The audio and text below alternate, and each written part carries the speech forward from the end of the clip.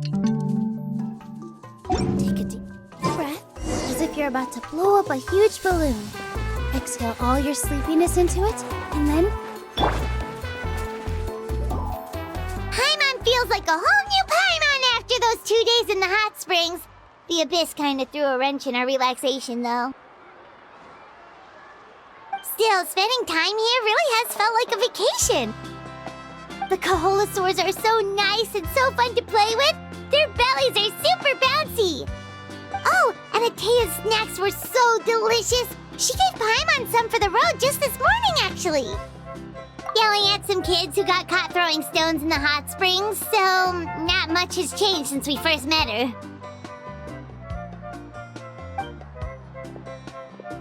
Hey, you guys. Sleep well last night? Yep, this area is so nice. Glad you like it. I was thinking of taking you guys out to do some sea fishing. Later tonight, we can eat whatever we catch. Fresh fish is absolutely delicious right off the grill. Hey, Mualani! Yeah? What do you need? The team sent out to fight in the Night Warden Wars has returned. And Kachina? Is she back as well? Kachina fell in battle. But don't worry, the team was victorious, so the Rite of Resurrection will be held in the stadium soon.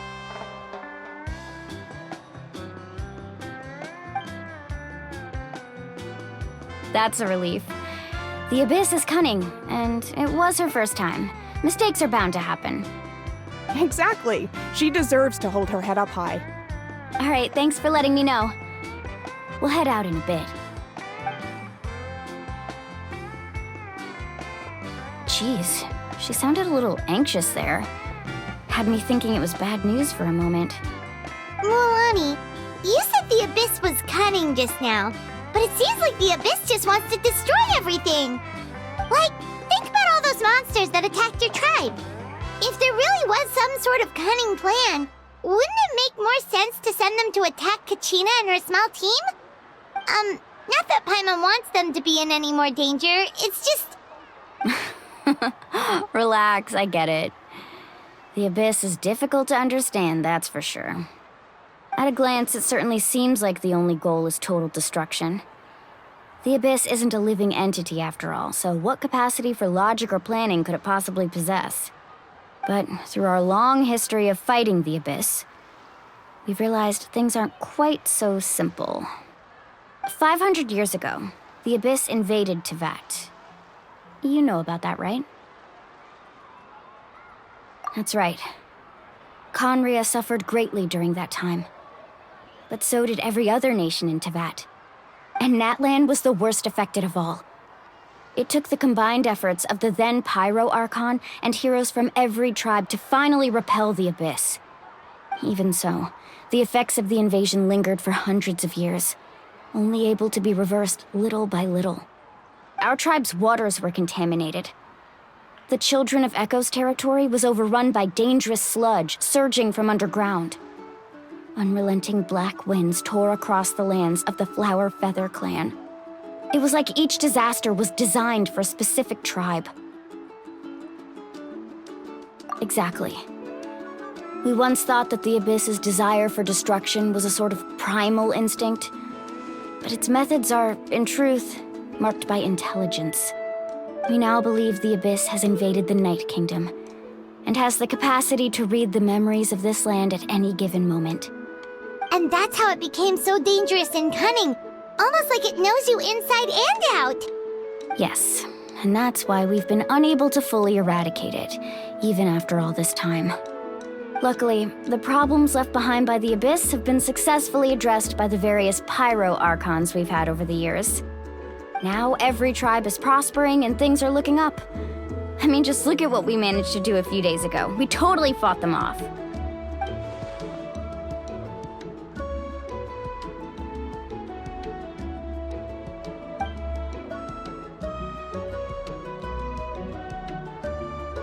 You must have had to sacrifice a lot to get to this point.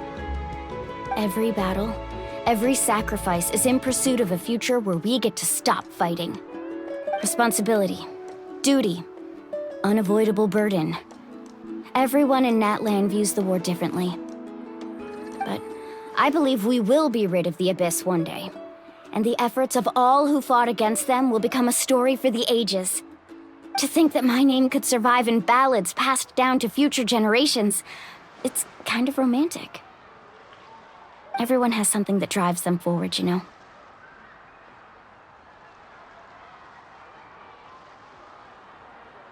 We have to. Not only for ourselves, but for our future. Anyway, let's head to the stadium. Our fishing trip can wait until Kachina's back with us. The sea's not going anywhere.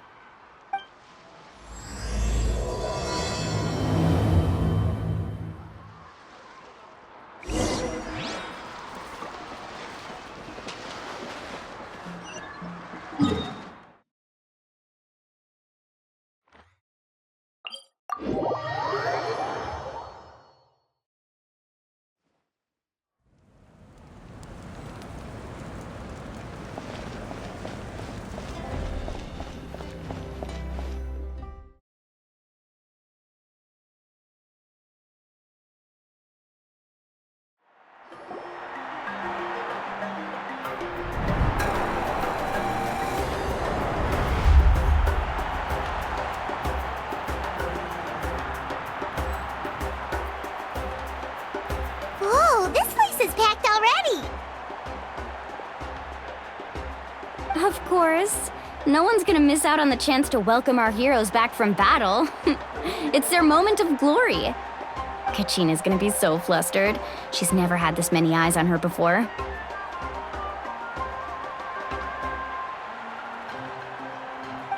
Yeah, she doesn't seem like the kind of person who likes being the center of attention. Looks like I'm just in time. Kanich, you're here!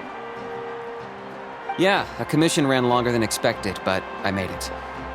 I heard about the incident with your tribe, Mualani. Is everyone all right? Yeah, it's all taken care of. Our new friend here's got some tricks up her sleeve, by the way. She's just as strong as Kachina made her out to be. Hey, look! Is it about to start? That's right. Someone will come out and recite a eulogy, and then we'll sing the Ode of Resurrection together. Come on, let's find a spot with a good view. When the singing starts, just follow my lead and you'll be fine. Let's go somewhere higher up so Kachina can spot us.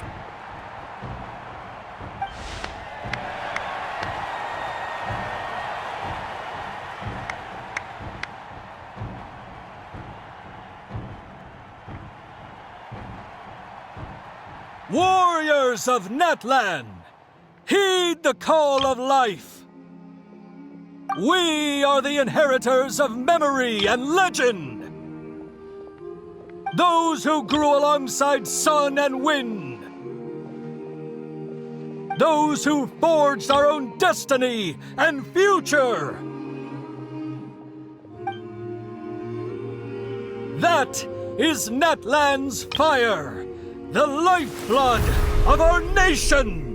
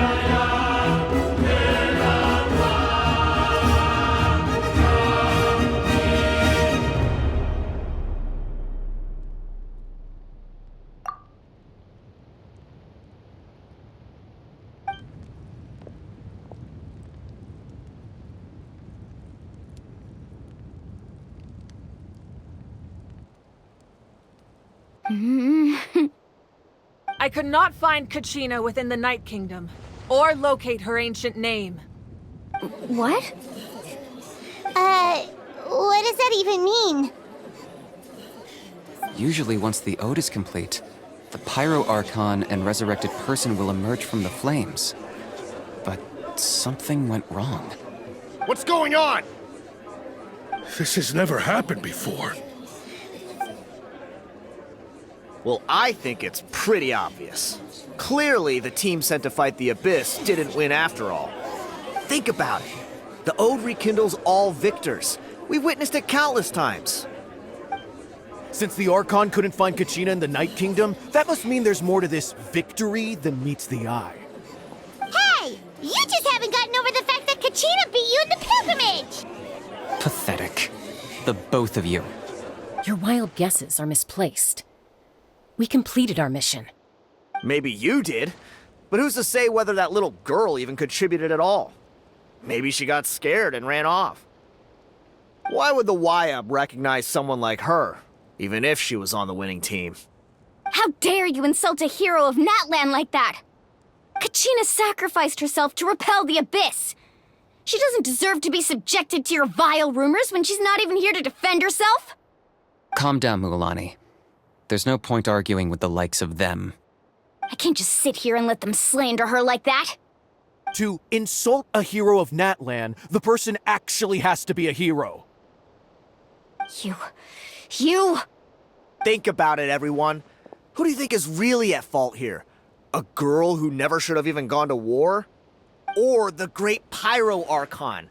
Why would the rules of our nation suddenly stop working? That's true. If she wasn't revived, it must mean she failed to achieve victory. Maybe the YUB interpret victory in different ways? I mean, that girl didn't look all that strong to me.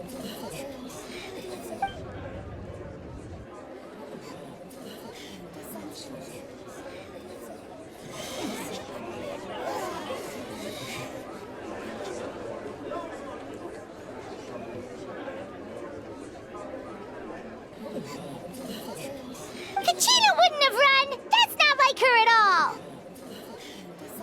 No, she's been waiting for this moment for too long. No matter how daunting the situation, no matter how scared she might feel, she's always the first person to stand up and face it head on. We don't even know what happened, so don't you dare try to use this as an excuse to vent your anger or slander her reputation. Fine. We'll find out what happens soon enough. Then, we'll see who truly deserves glory. That's enough. There is no doubt about today's victory, or Kachina's part in it. She is a hero worthy of our admiration and celebration. However, the failure of today's ceremony is undeniable. Kachina has not been rekindled, and I offer you all my deepest apologies as I continue to investigate this matter. To prevent further casualties, I have decided to suspend the pilgrimage until this matter is resolved. What? No one is all-knowing. No one is infallible, not even myself. But doubt is a means by which we seek the truth, not a weapon we wield against others. I didn't mean it that way, Archon. If there are things you wish to clarify, then ask me directly. Doubt my answer if you wish, but now's your chance. You have concerns? State them. No, of course not. Even though I have said nothing to change your mind, then it would seem the truth never mattered to you at all. That guy doesn't even have the courage to answer the Pyro Archon's question. So much for all that glory talk earlier. I have a question, Archon. My friend Kachina. Do you have any idea where she is? It's extremely important to me. I know you said you were investigating the situation, but I'm sorry, that's not enough. I've already shared everything I know. If you want to learn the truth and rescue your friend sooner, you should join the investigation. So, what do you say? Of course I'll join. In that case, come see me in the speaker's chamber. We should join them. Oh, and if it's not too much trouble, could you drop by as well, Traveler? I'd like to have a chat. Rest assured, everyone, I'll keep the tribal chiefs informed on the progress of the investigation. Once again, I apologize for the outcome of this ceremony. If there are no further questions, let's part for now. Did she just ask us to come along? I believe she did. Let's go. I'd like to know what's going on myself.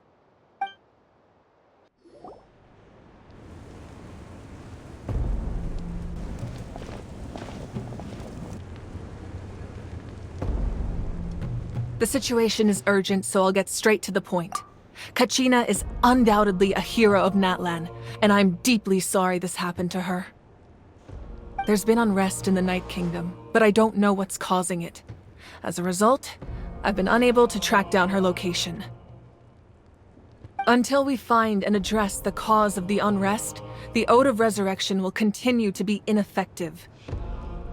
And that means Kachina won't be able to come back? That's correct. Not until the problem with the Night Kingdom is resolved.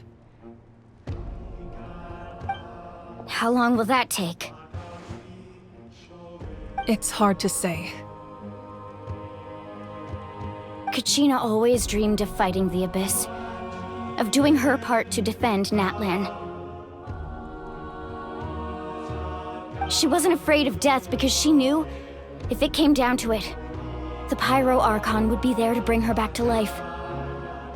Whenever we sat down together, exhausted from training, she would always hum the Ode of Resurrection. She was supposed to come back to us. We were supposed to hug her and celebrate with her and share her joy. We supported her every step of the way, but what are we supposed to do now? Sit peacefully and wait for her return? Lose ourselves in grief over her death? Tell me, are we her friends? Or her murderers? That's not fair, Mualani.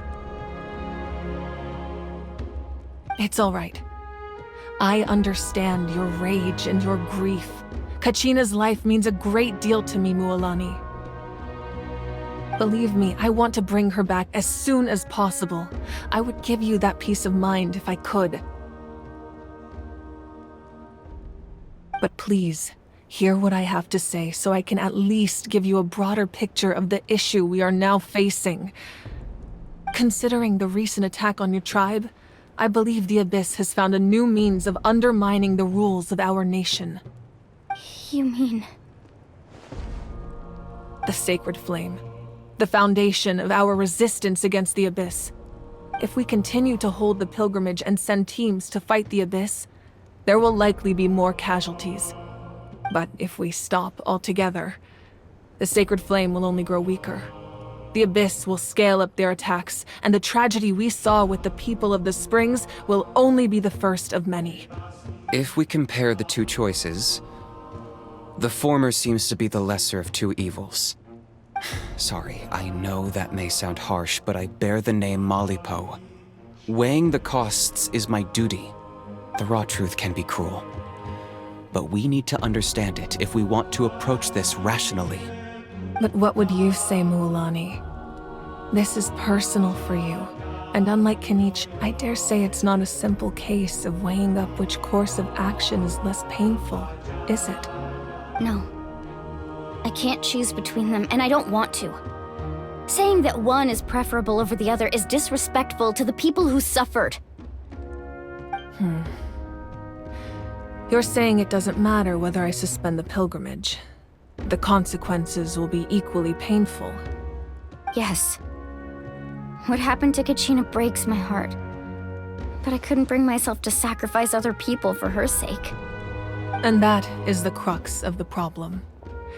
It's not simply a matter of choosing the lesser of two evils. Either way, there will be people who suffer. And the end result will be the same. Belief in the pilgrimage will waver. Once doubt has crept in, the people will no longer unite in battle against the Abyss. And that is exactly what the Abyss wants. Their ultimate goal isn't to break the rules that make the Ode of Resurrection work. It's to destroy the people's faith in them.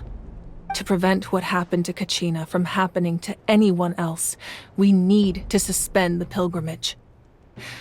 So that is my current plan. And in the meantime, I've made efforts to strengthen each tribe's defenses. Then, we have to find another way of strengthening the sacred flame to keep the Abyss at bay. This won't be easy. I'll need time to figure out the best approach. I understand your anger, Mualani, but I hope that provided some clarity, at least.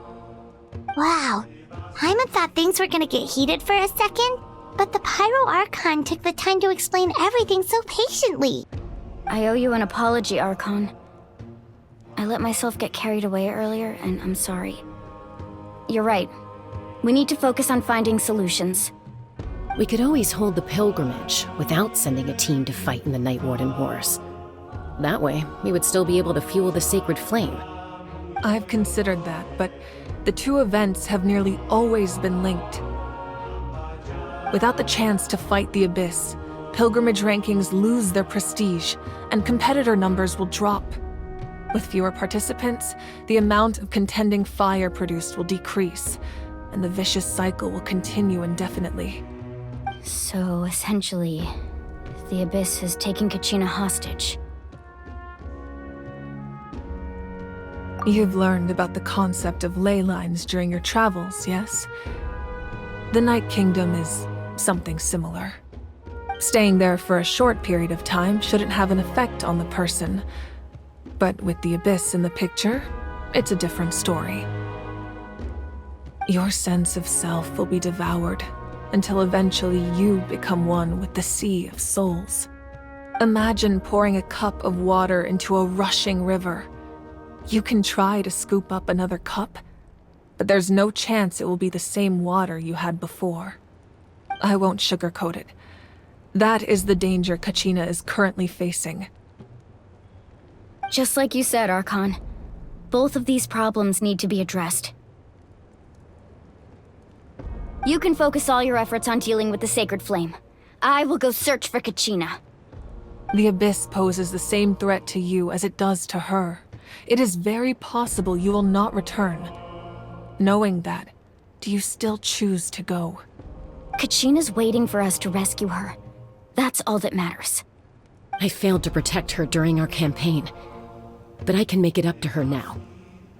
I choose to go as well. Traveler? What do you think?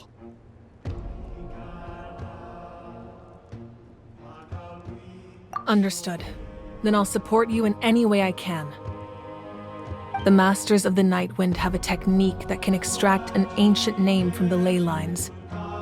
If we can find Kachina's ancient name, I can use the link between them to pinpoint her position within the Night Kingdom. Then comes the hard part. You need to visit the Night Kingdom in person and rescue her. But isn't the Night Kingdom a land of souls? Can we even go there? Under normal circumstances, only the consciousness can enter. But there is a way to go there in person. However, know that the Night Kingdom will attempt to repel you, and the Abyss certainly won't leave you be. That's fine by me. Same here. Fighting the Abyss is nothing new for me. So, Paimon's the only one who's scared? Well, if she's going, Paimon's going too. Citlali of the Masters of the Nightwind once created an artifact that can be used to communicate with the Wyab. We call it the Spirit Speaker Stone. It was originally used as a ceremonial artifact wielded by the tribal chiefs, but that spiritual quality also means it can be used to search for an ancient name. That was the artifact I delivered to the Scions of the Canopy a few days ago. Didn't think I'd be hearing about it again so soon. Thank you so much for your help, everyone. Your thanks are unnecessary. I will offer you whatever aid I can, but your fellowship and courage are what will truly decide the success of this operation. Besides, You're the ones helping me. I can only focus on one thing at a time, after all. Traveler, I certainly didn't expect our first conversation to be so serious. I've heard all about your accomplishments. Ever since you arrived, I've been hoping to meet you and offer you Natlan's highest level of hospitality. Why? Why? Is that not what happened in the other nations you visited?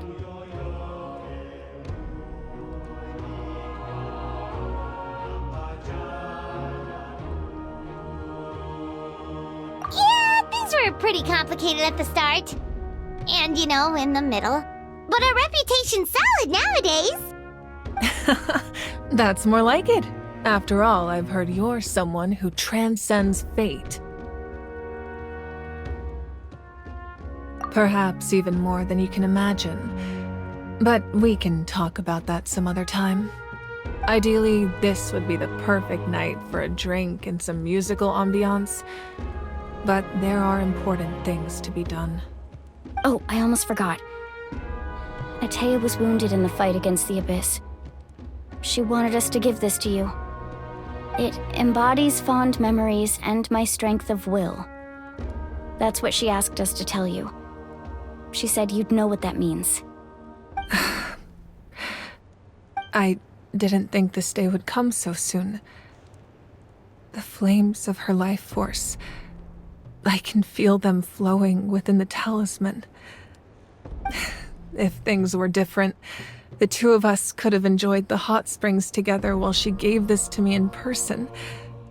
We're supposed to be hot spring buddies after all. But don't worry.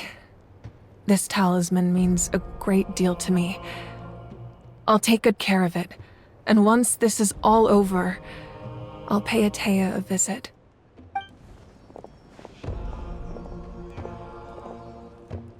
You said you didn't want to jeopardize the production of contending fire. But that's not at all why you decided to suspend the pilgrimage, is it? You're right. Even now, the production of contending fire is far from sufficient.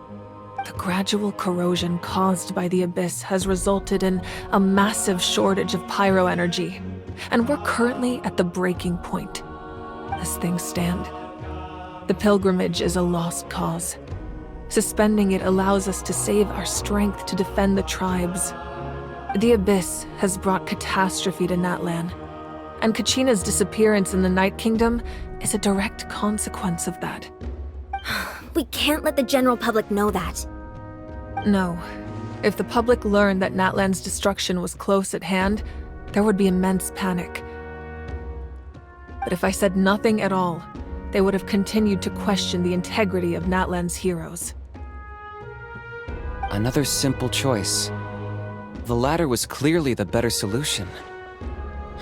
But you chose otherwise. I have never subscribed to the belief that the right choice is the one with the fewest sacrifices. Let's go. There's still a way for the sacred flame to last a little longer. You mean?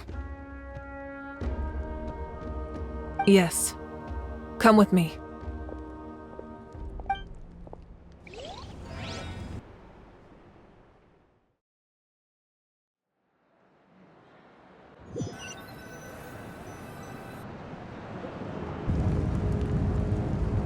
The sacred flame must never...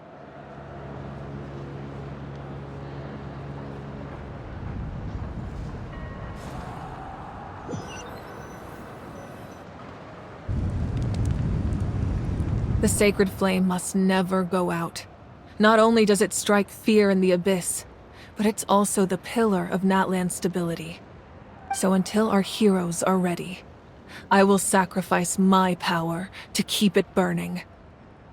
But that can only last so long. I think we should focus on the remaining ancient name-bearers. Don't let desperation cloud your judgment. Those chosen by the Wayab have already embarked on their destined path. It is for them to decide how that journey ends, not us. All we can do is support them. Even so, for you to make this sacrifice, it's not right. If not me, then who? No other is capable of sustaining the sacred flame. I possess great strength, but I'm not above my people. This is part of my duty.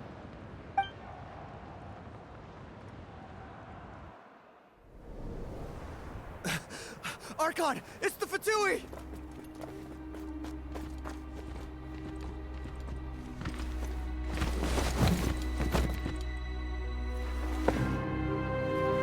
The Archon of Natlan.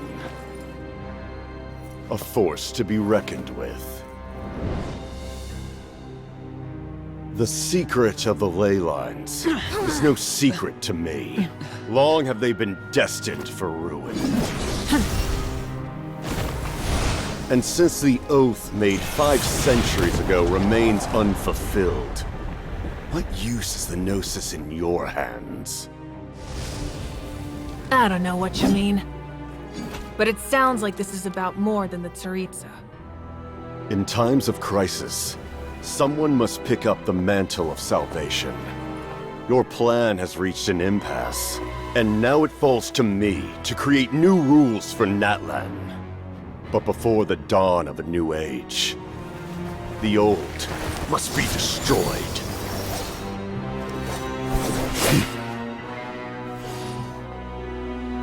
I assume that's the end of your speech? Good. People like us? Let our blades do the talking!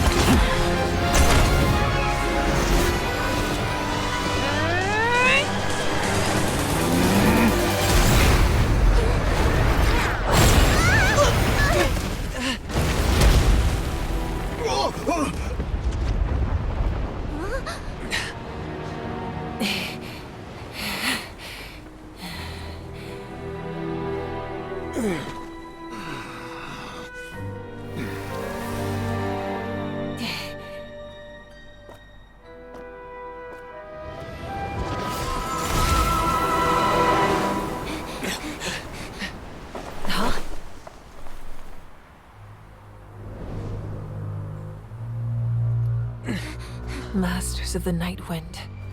Send word. The captain and his followers must be apprehended.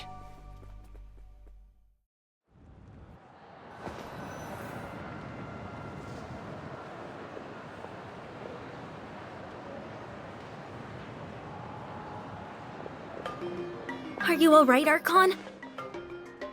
He was a formidable opponent. Exactly what I would expect from the first of the Fatui Harbingers. I never imagined someone could match you in combat.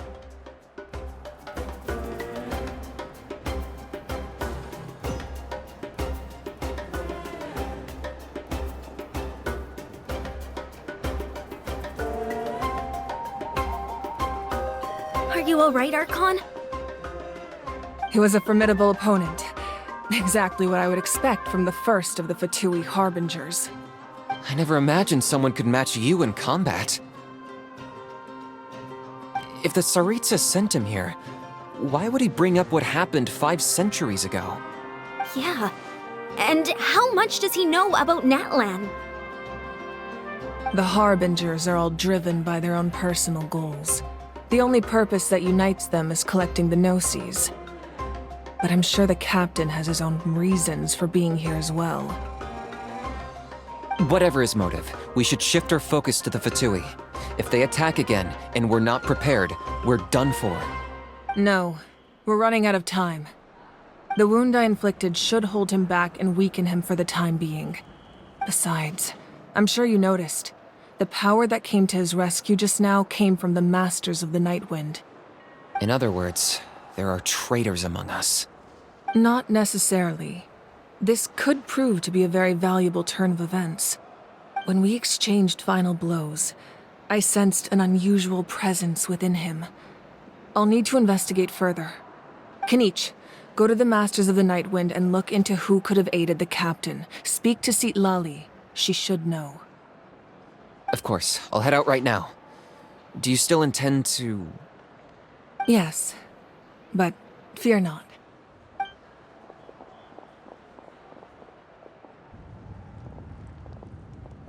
Natlan's strength has never rested solely in its Archon.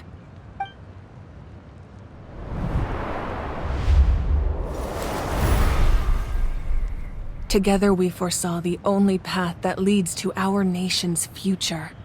We must trust in that vision now.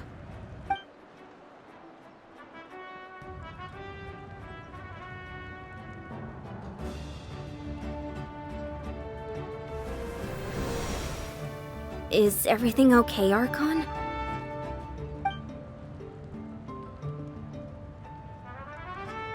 Completely fine. Just lamenting the fact that I never got a picture when I could still turn my hair into flames. Too late now. I just hope the others have a safe journey.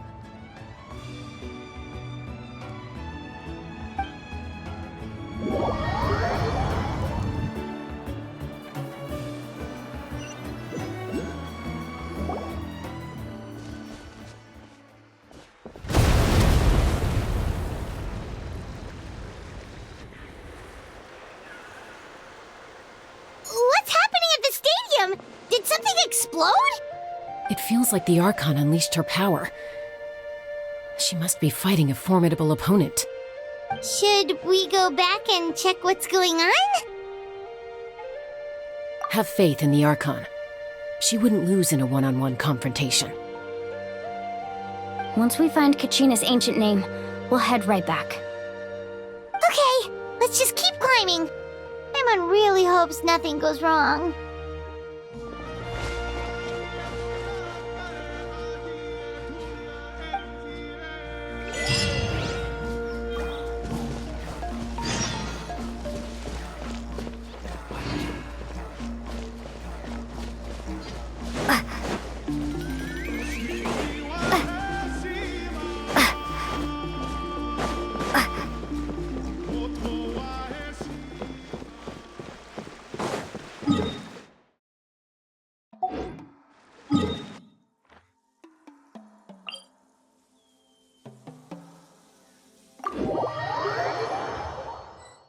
That's Wyna, the tribal chief.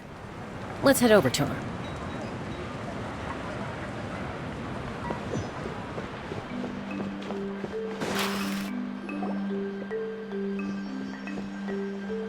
Chaska. Nice to see you again, Wyna. I'm afraid we don't have time for pleasantries, so I'll get right to it. We're here for the Spirit Speaker's Stone. Whoa, hold on a second. At least tell me why you need it first. My friend Kachina is trapped within the Night Kingdom. We need the stone to find her ancient name and rescue her.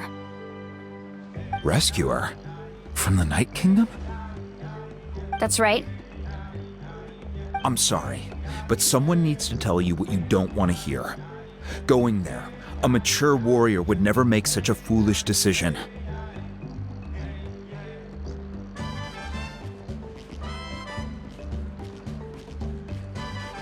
The nature of battle is unpredictable. You never know how it's going to end. Losing a friend is tragic, but when that happens, the best thing you can do is focus on how to prevent further casualties. I appreciate what you're trying to say, Chief Wyna. But if the price of maturity is abandoning a friend in need, I'll choose foolishness any day. If Kachina's still holding on, then so will I. I thought you might say that. Is something wrong, Wyna? This doesn't seem like you. Life isn't complete without taking risks. That's always been your mantra. It's nothing. The Night Kingdom is a dangerous place. Can't blame me for checking if you were up to the task. If you're that determined, far be it from me to stop you. Here's the stone. Keep it safe, okay? It's not like we have a spare. Thank you. Huh. Seems like you two go way back. But aren't you from the Flower Feather Clan, Chaska? Oh, Chaska's a peacekeeper, so she's famous throughout the tribes. She's always the one people call to resolve conflicts, so we slowly got to know each other that way. Her younger sister Quichi's always hanging around our tribe, too. She's helped us out a lot in the past. Oh, you have a younger sister? Yes, I'll introduce you to her sometime. But let's get back to business. Wyna, how do we use the stone? As you probably know, your intended destination is completely different from the real world. The Night Kingdom is like a river flowing with concepts, and the ancient name you seek is like a tiny fish swimming downstream. In that sense, the stone is like a fishing boat drifting down the river, but the boat alone isn't enough. You need a fisherman experienced enough to steer it in the right direction. We couldn't do that ourselves? With a little practice, I'm sure you could. You have the strength and the talent. If you want to make sure this works, though, I could recommend someone to you. Who? Vichama, a legendary warrior and scout from our tribe. He's got a keen eye and a well-honed intuition. Even his ancient name means to seek. If you're fishing for a name, you're gonna want him on the boat. Vichama? Why does that name sound familiar? He's one of Auntie Atea's hot spring buddies. I've heard stories about him. Where can we find him? Ever since Malco passed, he spends most of his time gazing out at the scenery from the cliff tops. Follow the path that way, and I'm sure you'll find him. Thank you. We'll go look for him there. Good luck. I hope everything goes well.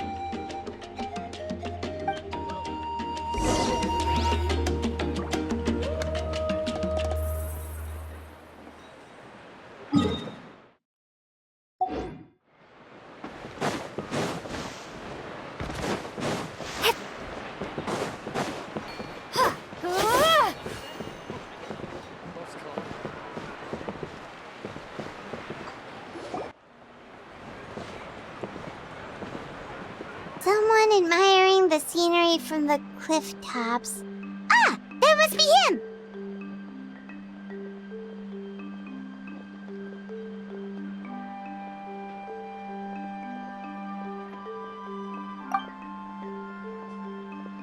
Hello there! Are you Vichama?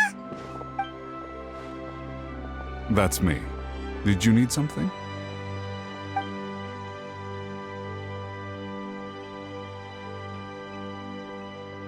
What? You're saying you can bring someone back from the Night Kingdom? How is that even possible? No, if you really think about it, anything's possible in that kind of place. But that would mean... Are you okay? You don't look so good. Everything's fine. I'll help you, but I do have a small request.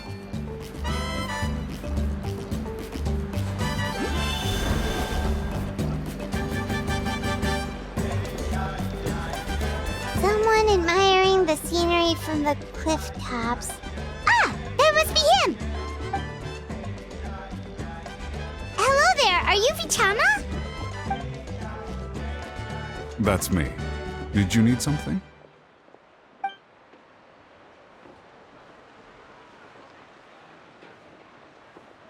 What? You're saying you can bring someone back from the Night Kingdom? How is that even possible? No, if you really think about it, anything's possible in that kind of place. But that would mean... Are you okay? You don't look so good. Everything's fine. I'll help you, but I do have a small request. After I help you find Kachina's ancient name, I want to use the stone to look for my friends as well. Your friend? Oh, why not mention someone named Malco? Is that who you're talking about? Yes, but I'd rather not get into it if it's all the same to you. That's not a problem. We agree to your request. Yeah. Since you're helping us find Kachina's ancient name, it's only right that we return the favor. Then we're agreed. Can I have a look at the stone?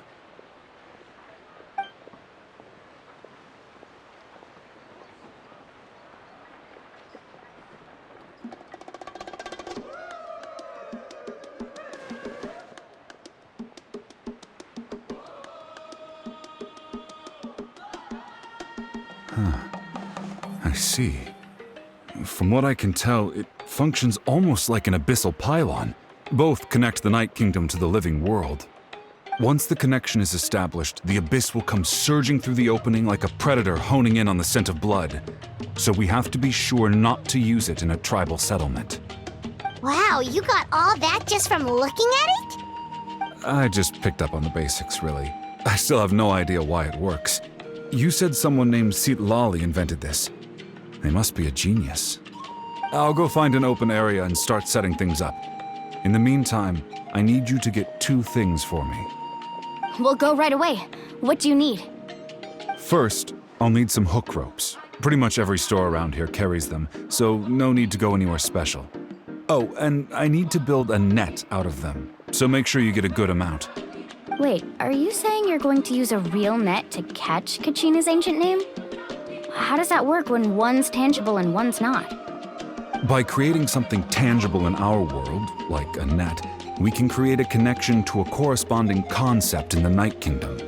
Basically, I'm going to use the concept of a net to catch something equally intangible, an ancient name. Oh, I see. What about the second thing you needed?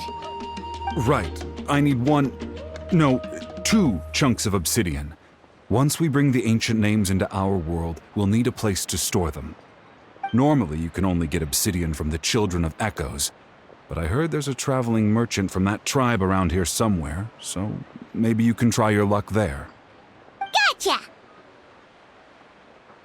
Alright, let's split up. See that clearing?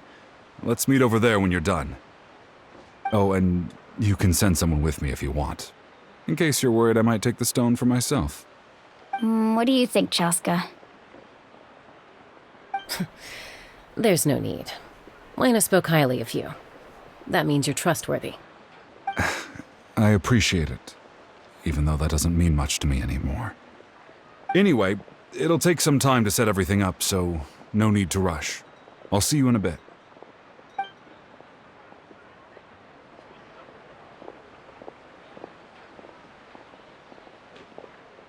What an odd guy. He seems so defeated, but also really invested in the stone at the same time. I don't have any more insight than you, Paimon. Let's just focus on the preparations for now. Hang on, Kachina. We're coming for you.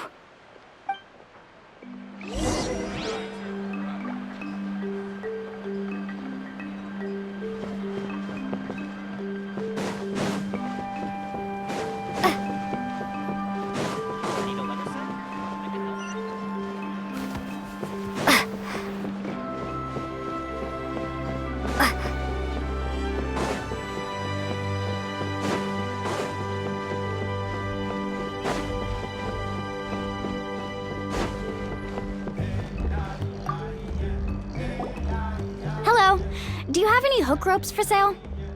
Hook ropes? As in rock climbing equipment? Yes. How much for your whole stock? Oh, the whole thing? Let me see. That would be 30,000 mora in total. Deal? Deal. Wait, really?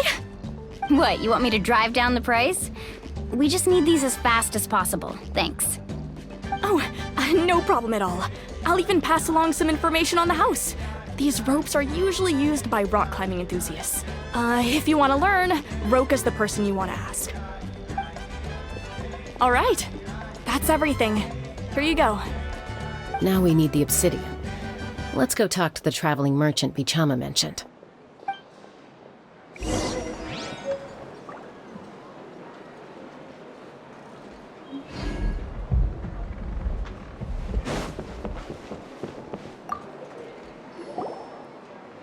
Excuse me, do you sell obsidian? Why, yes. I've got a chunk for sale right over there. Perfect. Is that the only one, though? We actually need two. That might be tough. Tell you what, I'll take a look through these boxes over here and we'll see what we can find. Thank you so much. We'll wait here.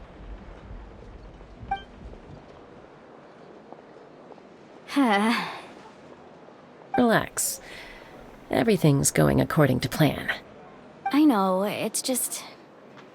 I could tell Vichama feels the same way about his friend that I do about Kachina.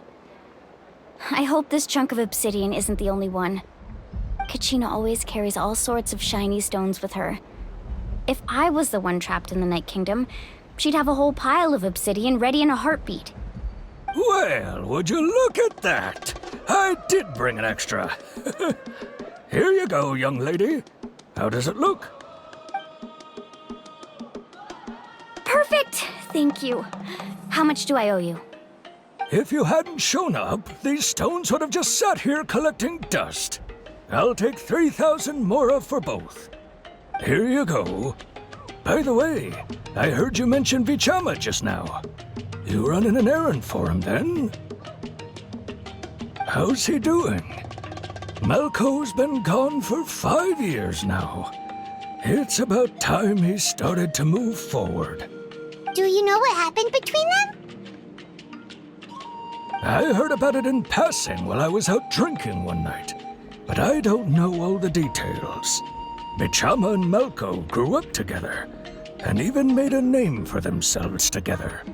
Malco was an amazing fighter, capable of knocking out multiple opponents in a single hit, while Vichama excelled at scouting and analyzing the battlefield.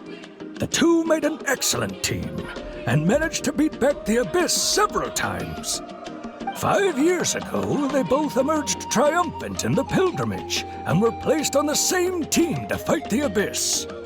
But on the eve of battle, the Abyss launched an attack on their tribe, and Vichama suffered an injury to his leg while attempting to rescue someone. Then what happened? The team agreed that he couldn't fight the Abyss in his condition. Vichama didn't argue. He knew going to the front lines with an injured leg would make him a burden in battle. So they raised the issue with the Pyro Archon, and she agreed to let him stay behind. It's just... Malco and the others ended up facing hordes of abyssal monsters in numbers that far exceeded anyone's expectations. The team made an error in judgment, and they fell to the onslaught. Vichama went into a deep depression after that. He blames himself for everything. Oh, you're not wrong. But it's possible he chooses to blame himself. Not because he did something wrong, but because he wasn't able to do anything at all. I've tried convincing him to move forward, to stop dwelling on the past. But the shadow of Malco's death hangs over him still. The Abyss has caused so much suffering, and some wounds never heal. I wish there was something he could do to make himself feel better, but... Anyway, that's the gist of it. Maybe you could help him talk things through sometime. I would really appreciate it.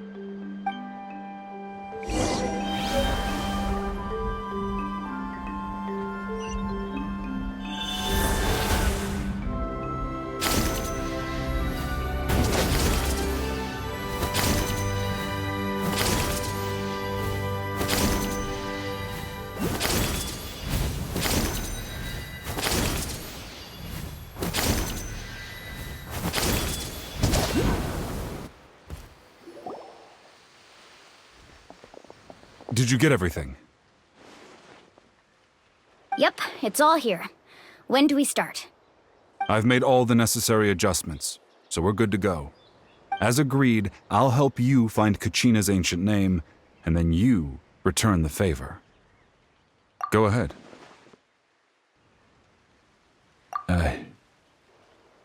Yes. After Malko fell, I scoured the battlefield to see what happened.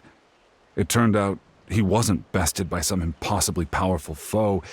He was dragged to his grave by the sheer number of enemies. If I had been there, I would have been able to sense the danger. I could have warned them not to advance. I've always blamed myself for what happened. But when you told me about Kachina, I realized there's a chance Malko might also be alive, fighting for survival in the Night Kingdom.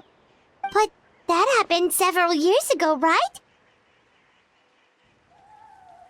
The Pyro Archon said all life within the Night Kingdom eventually becomes one with the Sea of Souls. There might not be much hope, but I still have to try. Malko and I promised each other, even if we never managed to root out the Abyss for good, we would fight together until the end. All right, let's get to it. I'll start searching for the conceptualized version of Kachina's ancient name. If you see any fragments scattered around the area, please collect them.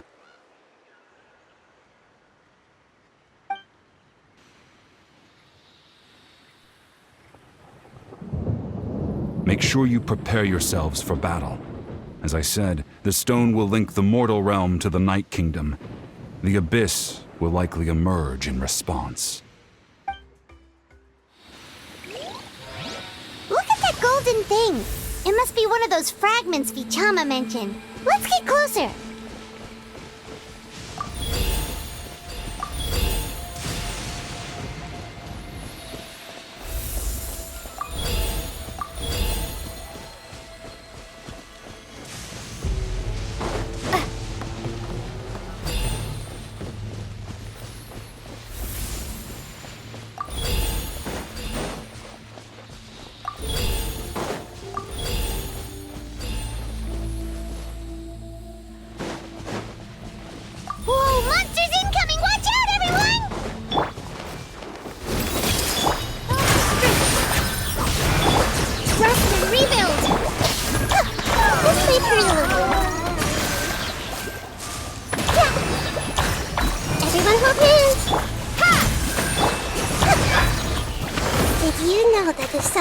How much longer, Vichama?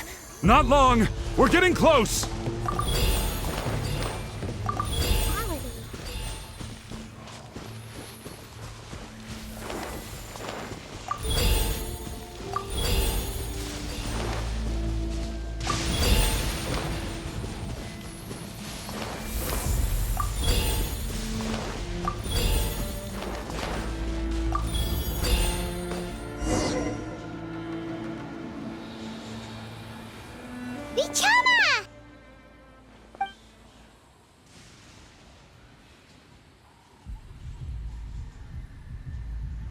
Quick! Take it!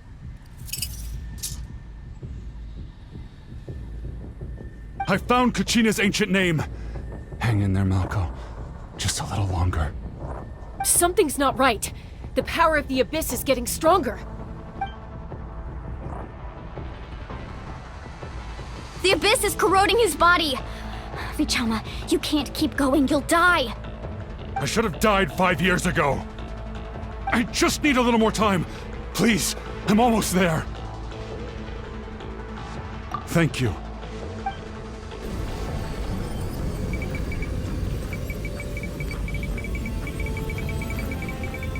Whoa, watch out! The power of the Abyss is strong.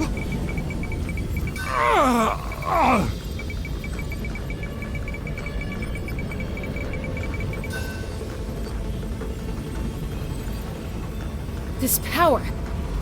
Hanging in there? Malco. No! Why can't I find him? Why? We can't wait any longer. Pull him away from the stone, Mualani. I already tried, but the power of the Abyss has him in a chokehold. It's like he's tied to the stone with an invisible rope. In that case, we have no choice. I'm sorry, St. Molly. Get back! Chaska, wait!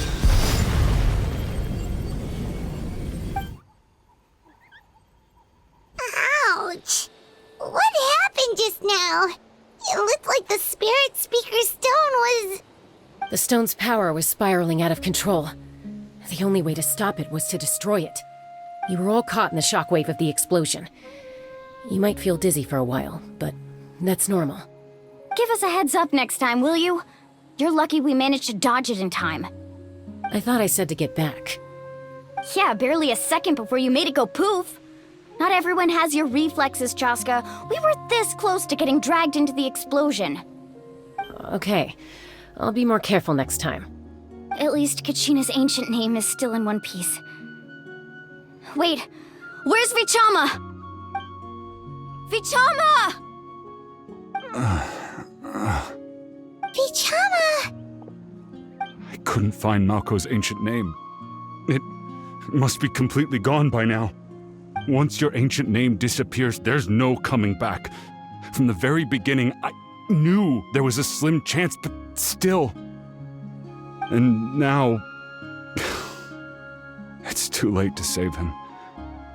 From the minute he left that day, it was already too late. Vichama. I'm sure he's heard enough condolences over the years. Let's just give him some space.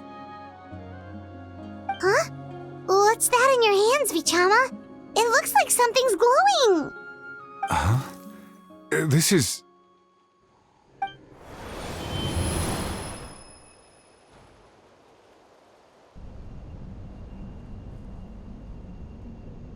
Hey, Malco. Got any strength left? Not enough to swing a sword, but to say a few last words. Sure. Too bad. No one will get to hear them. I never thought I'd actually die on this mission. Not that I'm afraid to die. It's just... hard. Thinking about my mom's face when she hears the news. Guess I have something to be thankful for then. My parents died a long time ago. They won't have to mourn me.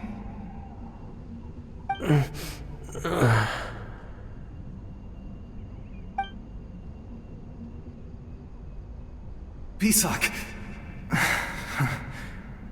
Always had to beat me at everything, didn't you? Right to the end, you were never one for goodbyes. Maybe you're right. Maybe no one will get to hear our last words. But just in case...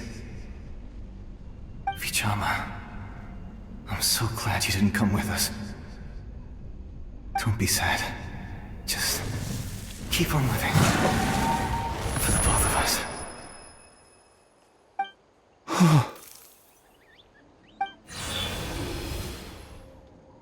Was that a memory? Seems like we were able to salvage something after all.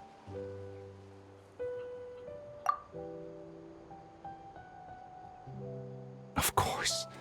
Seeing him, hearing his voice again, it makes me unbelievably happy. But it also brings with it an even deeper pain. A deeper pain? Why? Malco was always the type to put on a brave face. But in that memory just now, his hands were shaking, and his smile was forced. For all these years, I regretted not being able to fight alongside him to the end. And now I know, at the end of his life, he was thinking the same thing. Bichama. I'm fine. Actually, I heard Chief Wyna wasn't really on board with your plan to go to the Night Kingdom. When you asked for my help, I hesitated too. I knew helping you find your friend's ancient name meant leading you one step closer to danger. But I also understood why you had to try. Everyone has regrets in life, but not everyone gets the chance to make up for them. Once allowed to fester, guilt strips us of our most valuable qualities as warriors. In that sense, we might as well choose the braver path from the very beginning. If I could do it all over again, I would have followed Malco to the front lines no matter what. Even with an injured leg, there were still things I could have done. That way, even if the outcome stayed the same, I still would have fought alongside him to the end. There are critical junctures in life, and if you don't seize the chance to act, there's no going back. That's something I had to learn in hindsight, but you're still at the crossroads of your journey, so I hope you can walk away without regrets. Thank you, Vichama. I feel even more determined now. Kachina will come back to us. I'll make sure of it. I promised I would find her, and I intend to keep that promise. That's good to hear. Strange. My body, it's... Once abyssal corrosion enters the body, a portion will fuse itself to your internal organs. Even though the Traveler possesses powers of purification, the corrosion can never be fully eradicated. Thanks to her, though, you are only briefly exposed. Slowing your breathing and controlling your emotions should help you keep the symptoms in check.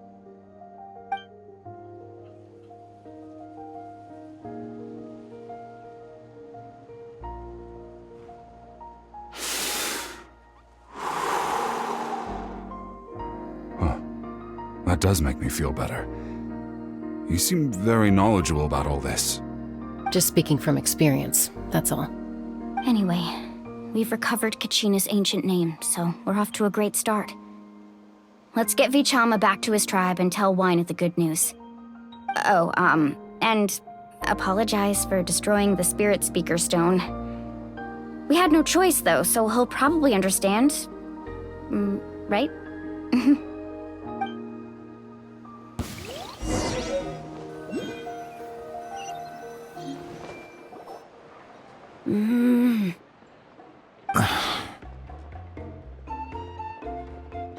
Koichi, are you really gonna just stand there like that?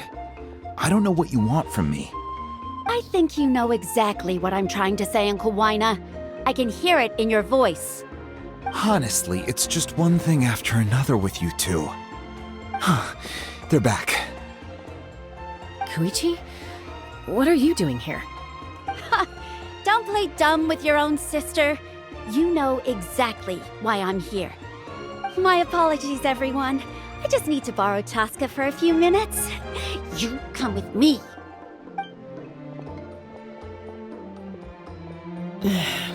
I'll be just a moment. Who is that? Koichi, Chaska's younger sister. Although the two aren't actually related by blood, it's kind of a long story. It's not really my story to tell, but I guess it's not a secret. You see, Chaska was actually raised by cuckoo sores. She was afflicted with a rare disease when she was a child, and abandoned in the wild as a result. The Abyss found her out there, all on her own, and tried to devour her. But in the end, all that did was trigger her will to live. That strength of will pushed her to survive. But it also planted a seed of conflict within her. Eventually, she was adopted by the cuckoo sores. Wherever they went, she followed, getting into fights right and left. For some reason, Paimon can totally imagine that. Well, when Chaska finally returned to human society, it was Koichi's parents who adopted her. At the time, Chaska still had a habit of getting into fights, so Koichi was always taking her around, apologizing to everyone. Ah, I remember those days. One of those fights was definitely with me. But, you know, kids. You're fighting one minute and your friend's the next. Eventually, she found a way to rein in that desire to fight. And now she's who people call to resolve conflicts. She's known as the Peacemaker. It sounds like she still argues with Koichi, though. Don't siblings usually stop fighting when they get older? That's partly my fault. Koichi asked me to stop Chaska from doing anything dangerous, but you probably know by now, once Chaska makes up her mind, there's no changing it. Oh, I get it. No wonder you tried to talk us out of going to the Night Kingdom. Chaska even said that wasn't like you. I'm all for your adventure. You need to take risks when you're young, because by the time you're my age, you couldn't attempt something like that even if you wanted to. Better try now than live with regrets later. That's what I say. Still, I can understand where Koichi's coming from. In the end, nobody wants to sit back and let a loved one put their life on the line.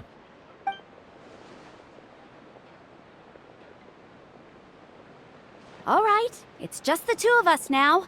You have 1 minute to explain yourself. I don't have anything to say. You don't have to approve, but you should know I only do what's necessary. That attitude is exactly the problem. It's like you don't care. You try to sneak off to the Night Kingdom behind my back and then play it down as if it's just a trip abroad. Well, technically I am going abroad, right? Again with the excuses! We agreed, didn't we? There are 4 levels of danger. If it's not something urgent, you can only engage in level 2 danger and below. You can only go up to level 3 if a situation is so dire there's absolutely no alternative. But a trip to the Night Kingdom? If that's not a level 4, I don't know what is. And you were just going to sneak into the place without saying anything. What do you mean, sneak into the place? I always planned on walking in there with my head held high. You bought off Uncle Wina, didn't you? He promised me he'd stop you from doing anything dangerous. Oh, it's like he didn't even try. You feel like he went back on his word. What if I told you my mind was made up, and there was nothing he could have done? Not even by force. Oh, I knew it! So he did try to say something, but you didn't listen. This is important. If you were in my shoes, you'd make the same decision. You don't know that? I'm a doctor, and I handle logistics. If you're going to waltz into a dangerous situation where you could lose control at any moment, it's my duty to say something. All right, whatever. Anything else? What do you mean, anything else? Why don't you reflect on what you've done and promise me you'll stay put? Time out. Is this one of our normal arguments or a serious one? Chaska, does it sound like I'm joking? Then, you need to know something. What happened to Kachina was partially my fault. I can't leave her there to die. That's not who I am. But the person you become when you lose control, that's also not who you are. That's a different issue. You said it yourself. A person is only as good as their morals. If I want to live in Natlan, I need to display qualities that make me worthy of this nation. I've also told you that managing your condition is equally important. Sometimes you have to make sacrifices. All right, let's stop this here. If we keep going, I might actually have to get serious. And I think Wina prefers his roof attached to his house. Is that a threat? That sounds like a threat to me. Koichi! Younger sisters are supposed to listen to their elders. So, you're really going to go, no matter what I say? I'm supposed to be your sister. Then support me. I'll be back. All you have to do is wait. Chaska. So, that's it. Why'd you have to turn out to be so darn annoying?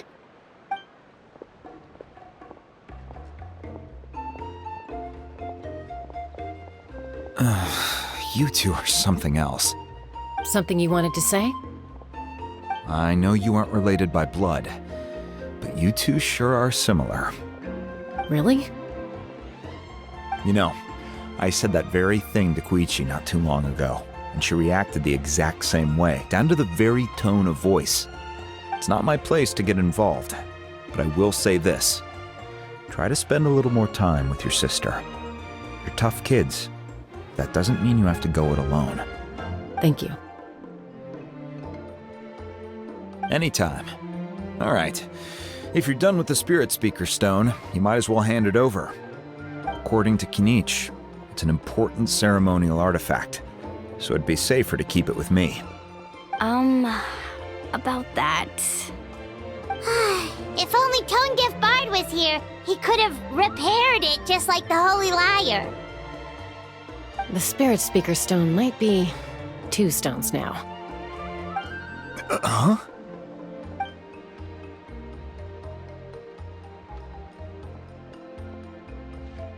I see. Sounds like it was an urgent situation. If someone's life was on the line, then you had no choice. Still, Citlali's going to be a nightmare to deal with now that you've broken her stuff. I'll explain everything to her later. Stay safe out there in the Night Kingdom, okay?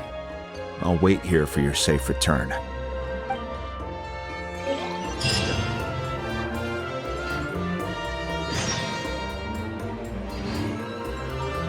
Such fortunate weather.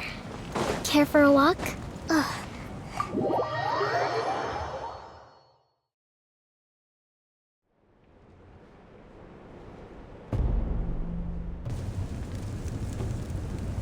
We're back! We found Kachina's ancient name, too! Well, it's fairly complicated. Let me give you the condensed version. The Fatui again? We can't go anywhere without them causing trouble. But what if the Fatui finds out you've lost your power? Won't they try to take advantage of the situation? That's why it has to be our little secret. No one else can know, or we're asking for trouble. Look, I wish...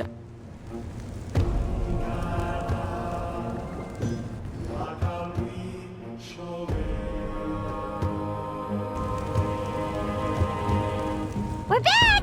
We found Kachina's ancient name, too!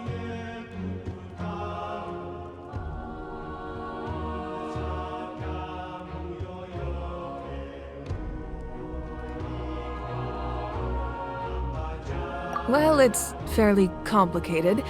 Let me give you the condensed version. The Fatui again? We can't go anywhere without them causing trouble. But what if the Fatui finds out you've lost your power? Won't they try to take advantage of the situation? That's why it has to be our little secret. No one else can know, or we're asking for trouble. Look, I wish I could offer you some sort of consolation, but I won't lie to you. With multiple factions closing in, there's nothing comforting about the situation we're facing. Still, all you need to do is focus on your goal. You can leave the complicated matters to me. I can also step in on the Pyro Archon's behalf. There's a limit to what I can accomplish, but I'll help you however I can. There's no need to be so modest, Yan-san. Your incredible strength has long been a well-known fact. You're the pride of your tribe. Archon, I'm sorry about before. You have so much on your plate, so much that you have to worry about. But all I could do was focus on my own feelings. You have nothing to be sorry about. We all get overwhelmed by our emotions, myself included. Your reaction to Kachina's disappearance, I understand that feeling very well. Well, now that we have Kachina's ancient name, let's go track her down. Follow me.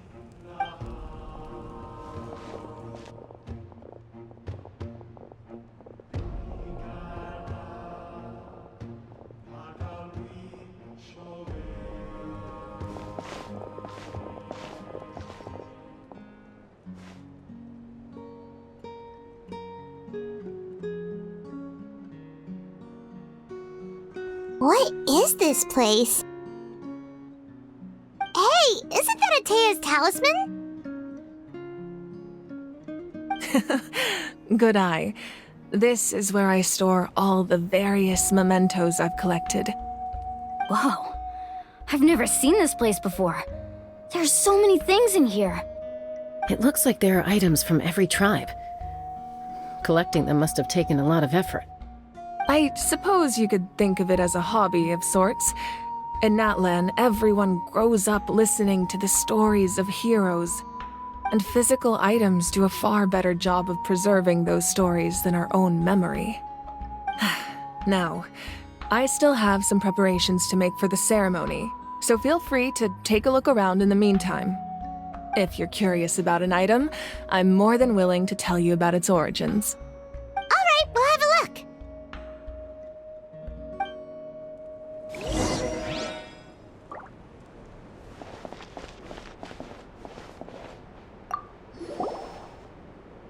Hey, there's a fishing rod here. It must have belonged to the people of the springs. That's right. It belongs to a legendary fisherman named Matavaru. I have his entire set of fishing equipment, actually.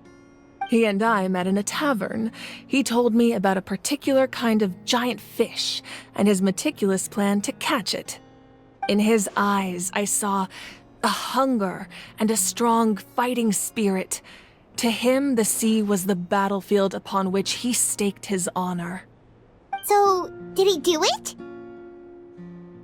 The next time I saw him, he was covered in scars. It turned out the fish he sought had been corroded by the abyss. He managed to kill the fish, but sustained a serious injury in the process, which meant he could never go deep-sea fishing again. Can a fisherman claim victory if he fails to bring back his catch? That's what he asked me in the end. Well, Paimon thinks he won. That was my answer as well. The experience was far more valuable than the prize itself. In the end, he didn't want his tools to go to waste, so he gave them to me. Wait, that means you also know how to fish. Maybe we can go head-to-head sometime.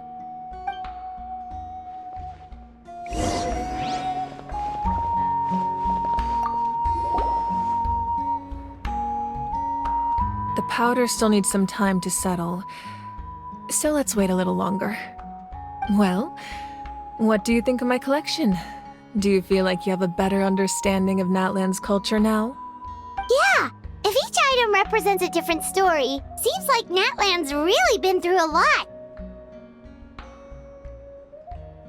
Does every item hold a special memory, just like Atea's talisman? That's right. The items in my collection actually serve a similar purpose to the ancient names passed down among the tribes. They demonstrate the true shape of time. The shape of time? Most people perceive time as a linear concept, almost like a straight line that can only move forward. We cannot change the past or predict the future. But there's also a different theory, one that I believe to be closer to the truth. Namely, that the past, present, and future all exist at once. At once? Paimon's not sure she understands. Let's say your journey ended right now. Thinking back on your experience in each nation, which one would you say was the most important? Exactly. Even at the end of your journey, the things you experienced along the way don't cease to exist. They become part of who you are. Take out a portion of that journey, and you would likely make very different decisions, and eventually arrive at a very different destination. The future is the same way. It exists even though it has yet to come to pass. We just lack the means to perceive it. Of course, there are those with the power to foresee the future. They simply call it by a different name. Fate. You're quite familiar with that concept, I would imagine. That does kinda make sense. The future hasn't happened, but already exists.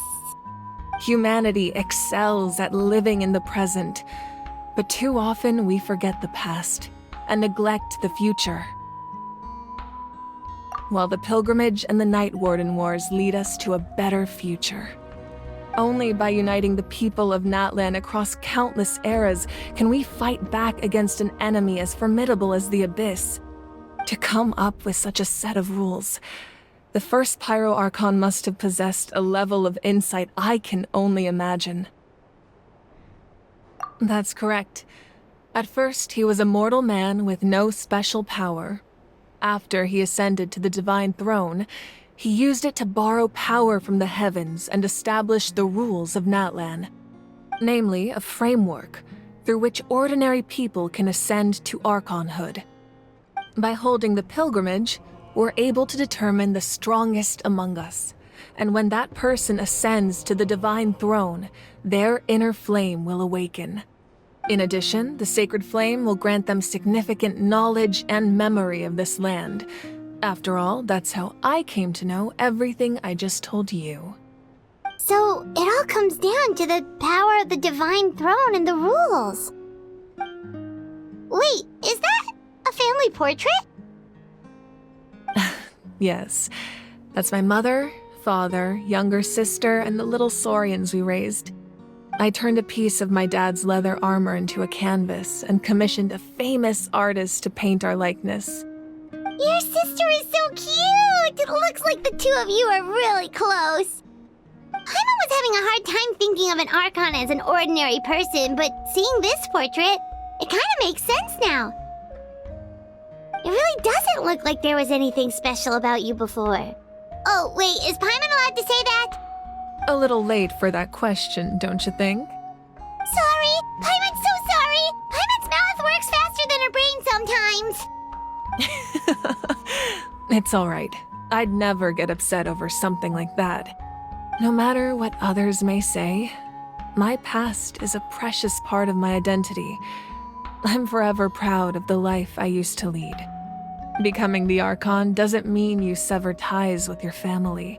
The position just comes with a lot of responsibilities, so it impacts how often you get to see them. My father made the most delicious stew, so my sister would often bring me a large pot of his cooking, and we would sit on a blanket and eat it together.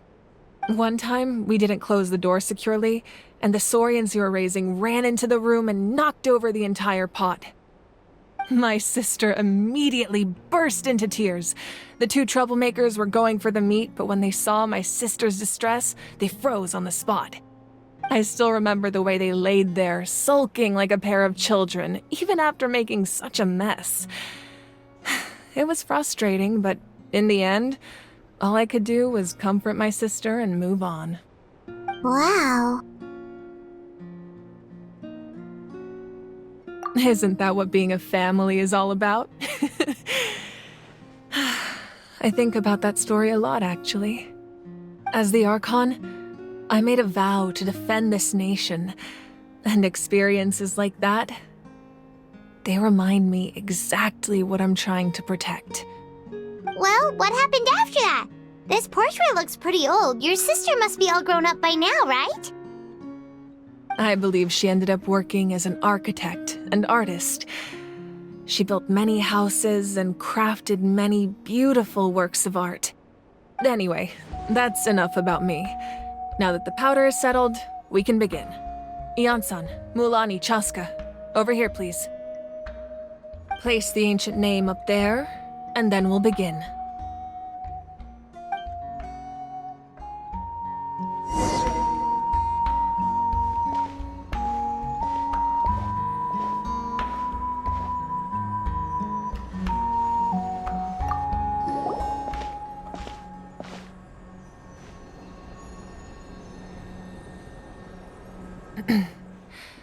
Surely as the echoes of life resound through heaven and earth, so too shall our stories remain eternal.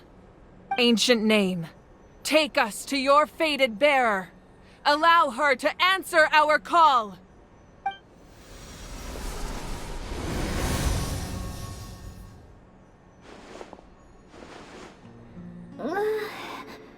Am hallucinating again?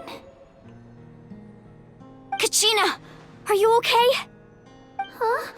I'm not seeing things, am I? Is the Abyss playing tricks on me again? It's okay, Kachina. It's just us. We're trying to find a way to bring you back. Everyone, you have to listen to me.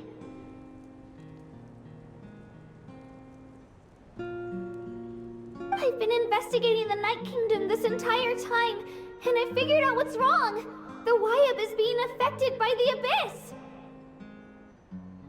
I was waiting for the Wyab to send me back, but then this really strong monster came in and it almost killed me.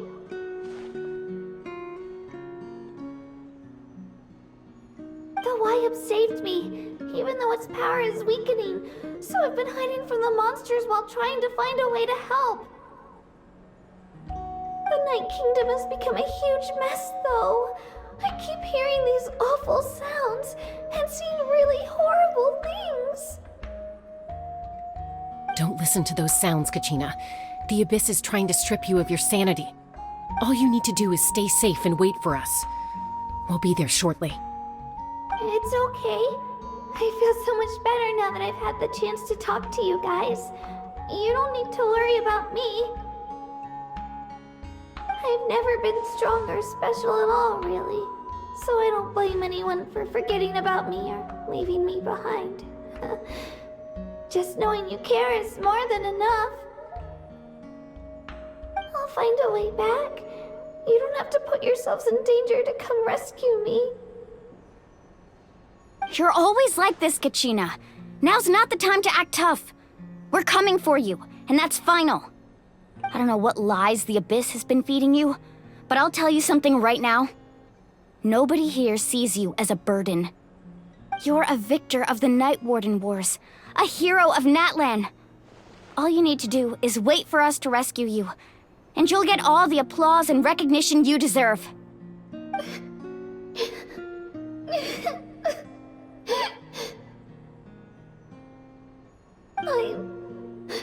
I'm really scared. Everything's so dark and creepy here. And I want to go home. Still, I don't want you to put yourselves in danger because of me. I don't want to hold anyone back ever again. All you need to do is place your trust in us, just like you always have. No one fights alone. We're not leaving you behind. Not ever. Yeah, we're so close. We can't call it quits now. Thank you. Be careful. Looks like we've lost contact. Now comes the most dangerous part. You have to traverse the Night Kingdom in your physical form. This entrance to the Night Kingdom was left behind after an abyssal invasion. Even a brief amount of time inside could expose you to corrosion. I know. I'm prepared for that possibility. All right, then I wish you all the best. I'll tell Koichi to be ready just in case. She's very experienced in dealing with abyssal corruption. That face you just made. Don't tell me you two got into another argument. No, I just feel bad for creating more work for her. I'll go with them too, Archon. The more people, the stronger the party. Thank you so much for your help, everyone. It really means a lot that you're willing to brave these dangers with me. And there's no time to lose, so let's get going. Now that I've lost my power, I won't be able to provide much practical support. But I can still keep an eye on the situation from here. Eon-san, I know it's unlikely, but if you encounter a situation you can't handle... That won't happen. I hope not.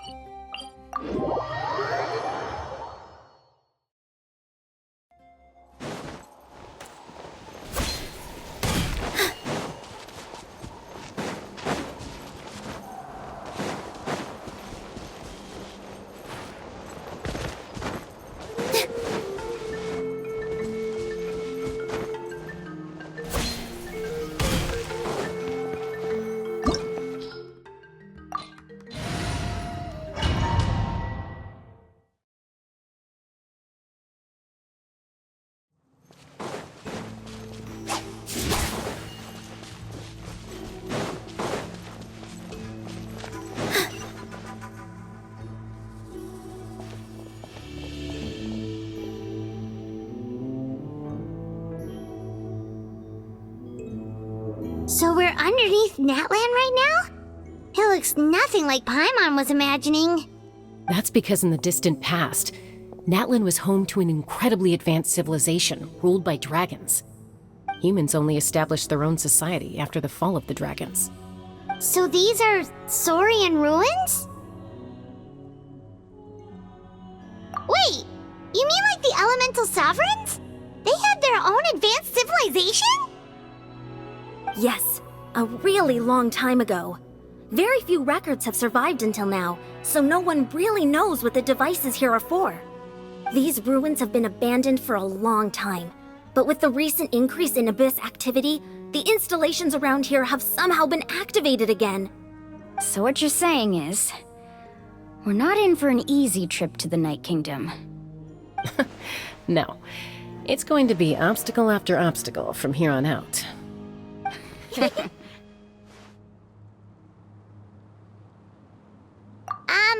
Why are you all laughing like that? It's creeping Paimon out. It's the pre-adventure excitement kicking in, right guys? Of course. I'm eager to get started. Then let's go. We won't let anything stand in our way.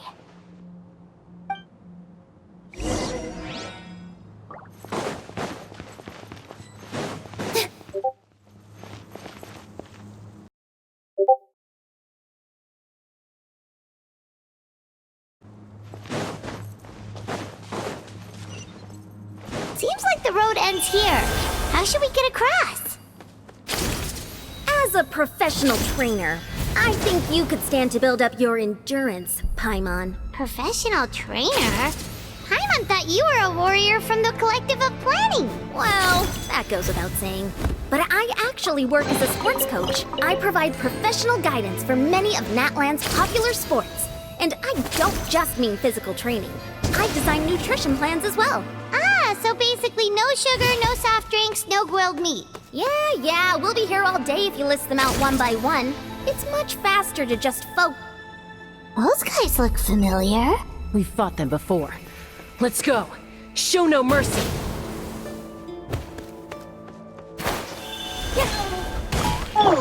Hey! Here!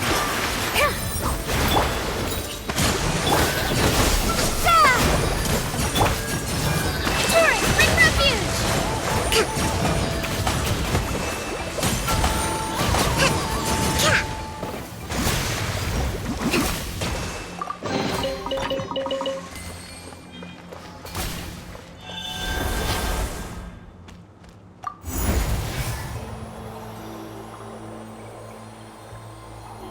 Whoa! The place we need to go seems really high up.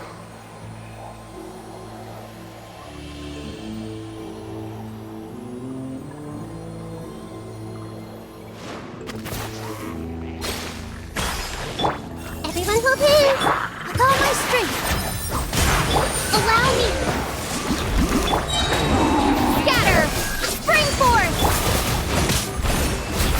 I see everything! The Temple of Wisdom! Billowing surge! Let's move out.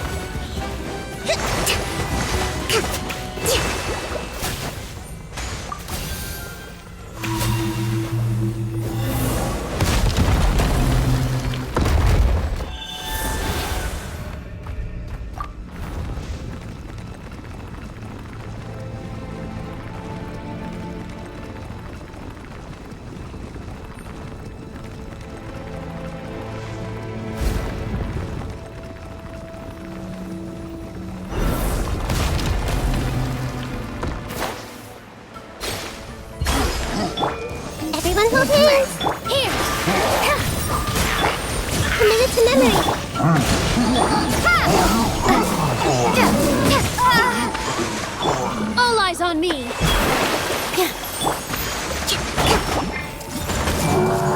Sharing my mind!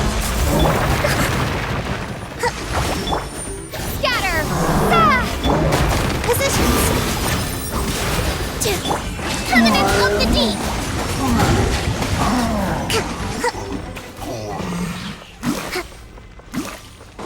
Let's move out.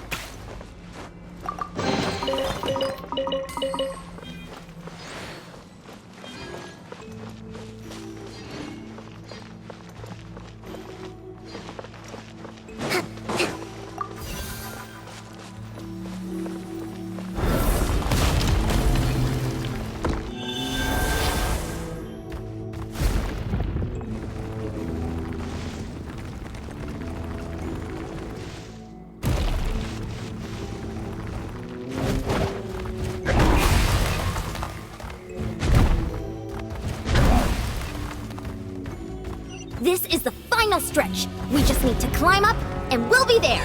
Nothing to it. Easy for you to say.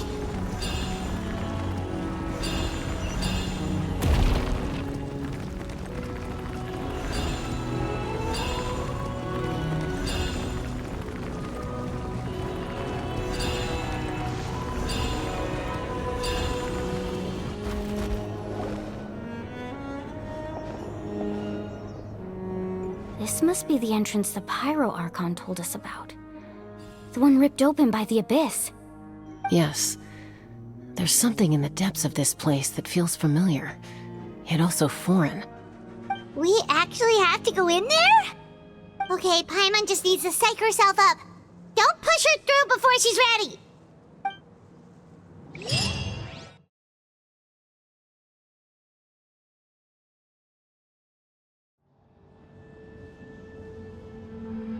Hey! You don't have to drag Paimon! You're pulling too hard!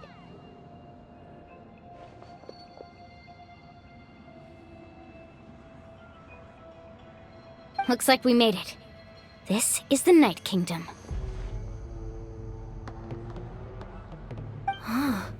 It looks so different from what I imagined in the stories. That overflow of energy is probably what trapped Kachina here in the first place. From this point forward, everything we know about the real world no longer applies. Anything can happen here. Paimon's more worried about how we're gonna make it out. We obviously can't go back the way we came. Do you see that patch of light on the ground? It's shining down from that fissure in the sky. Oh yeah, right in front of us. So that's coming from up there? Oh, it's so high up. Did we really fall that far down? Just like I said, our real-world knowledge doesn't apply here. We fell all this way, yet came out completely unscathed. If this was the real world, we'd have to climb our way back up to the entrance. But here, all we have to do is stand underneath the light and offer a prayer. That's it?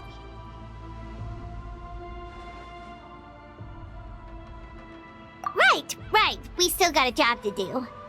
So that means all we need to do is find Kachina and bring her to this location. Exactly. This light is streaming in from the real world. It's a link between the two realms. The terrain looks difficult to navigate, and the visibility's not great either. How are we supposed to find Kachina in these conditions? Yeah, these floating black things don't look super friendly either. Those are all manifestations of abyssal power. Be careful. Ghost! A talking ghost! Calm down, I'm here to help.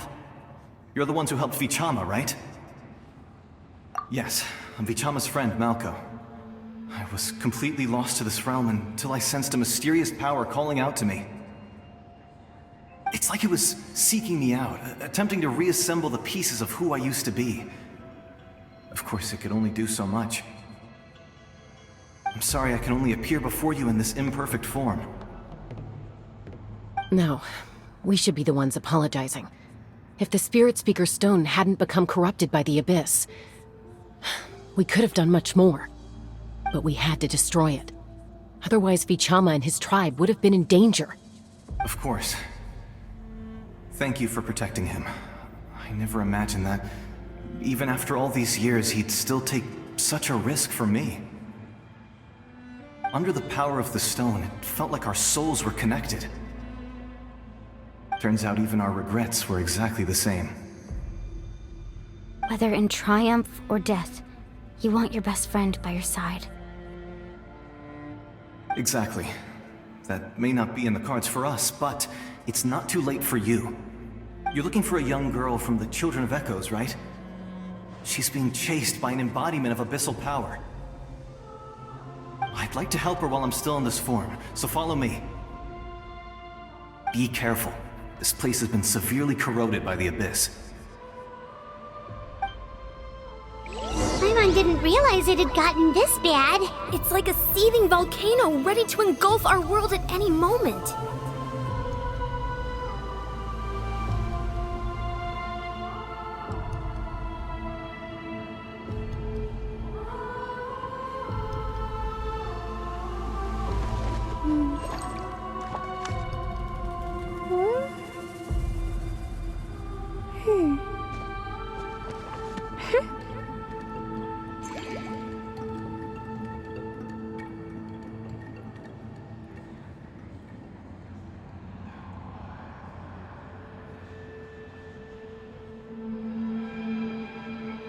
Respect must be given to the will of every creature. Each fish in the ocean swims in its own direction.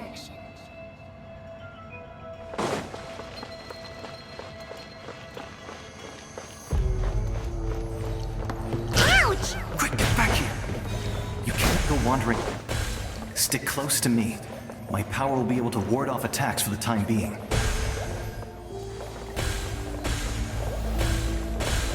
Hold the line! We won't be able to keep this up. Let's try another route. This way.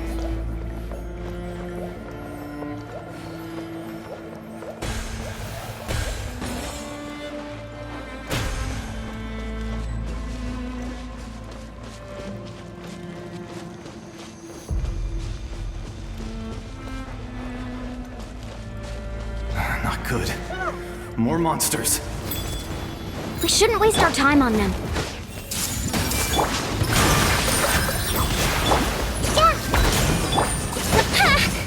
Allow me! Billowing surge!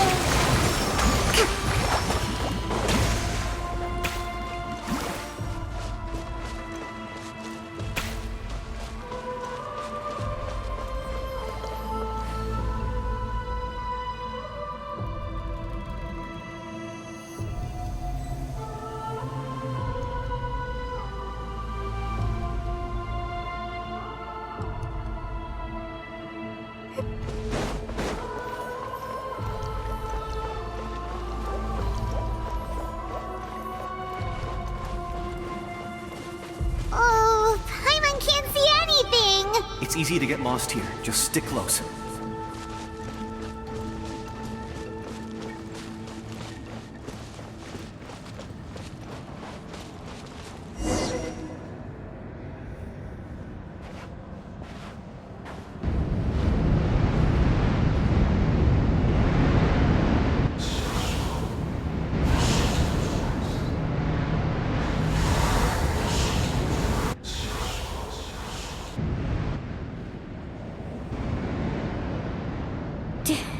Did you hear that? What? Never mind. It was probably just my imagination. Don't scare Paimon like that! I heard it too. It was a voice from the abyss. What did it say? Doesn't matter. It certainly doesn't harbor good intentions.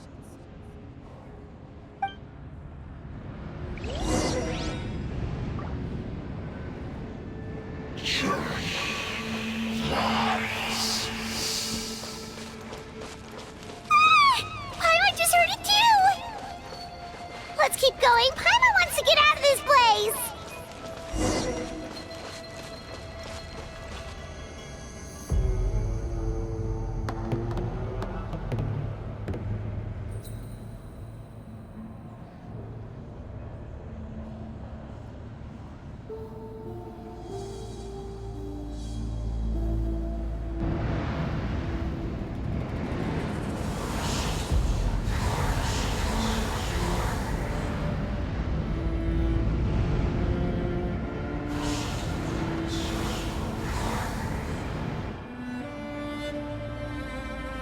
We're here, Kachina! Milani? You made it! Looks like our reunion will have to wait until we take care of these monsters. Good idea. Let's go!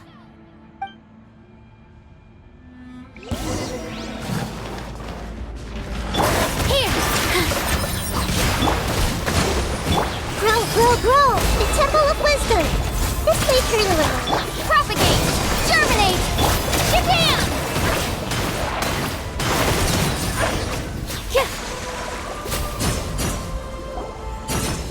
You're here! You're finally here! Thank you so much! That monster can appear from anywhere! It almost caught me a bunch of times. The Wyab's power helped keep me hidden, so I just tried to stay out of sight until you got here. Atta girl. You did so well. And most importantly, you weren't hurt. Should we start heading back then? Actually, I have a request. Will you come visit the Wyab with me?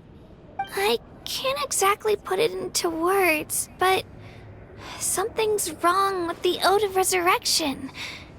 And I know it has something to do with the contamination from the Abyss. That was the Pyro Archon's theory as well. Everything we've seen here certainly seems to back it up. In the Night Kingdom, there are 6 main totem poles representing the Wyab of each tribe. You can think of them like the body of each Wyab. Additional totem poles, like the ones around here, serve as proxies to which the Wyab can extend their consciousness. There are countless proxies scattered around the Night Kingdom. Through them, the Wyab can extend their consciousness over the entire realm and track down souls no matter where they roam. But if a proxy were to become severely contaminated, then a soul could become lost within the Night Kingdom. Judging by the current situation, I don't think we're dealing with just one contaminated proxy. Even if we could drive back the abyssal power from one of them, that probably wouldn't even put a dent in the problem. Still, we can't just leave the Wyab to suffer. It's protected me this whole time. I agree. We might even manage to draw out the monster that's been hunting Kachina. Getting rid of the monster might slow down the deterioration of the Night Kingdom.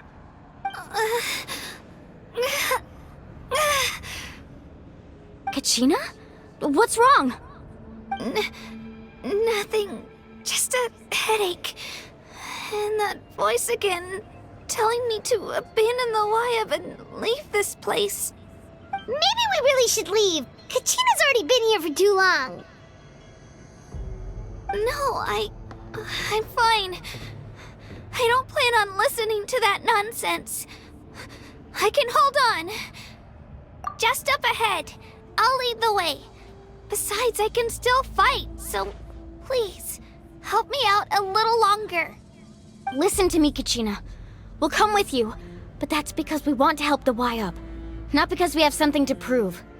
You don't have anything to prove either. It's okay if you reach your limit. We'll be there for you. All right. The sooner we get this done, the better.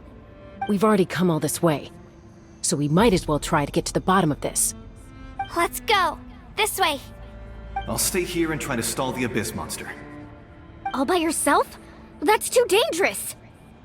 It's all right.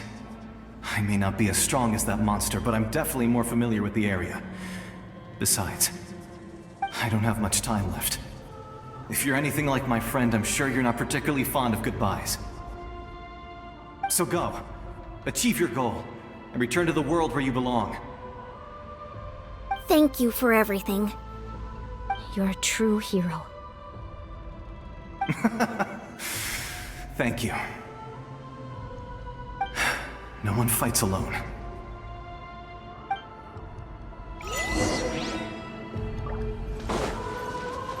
Does your head still hurt? Let me help you walk. I'm fine. You should know I'm made of stronger stuff than that.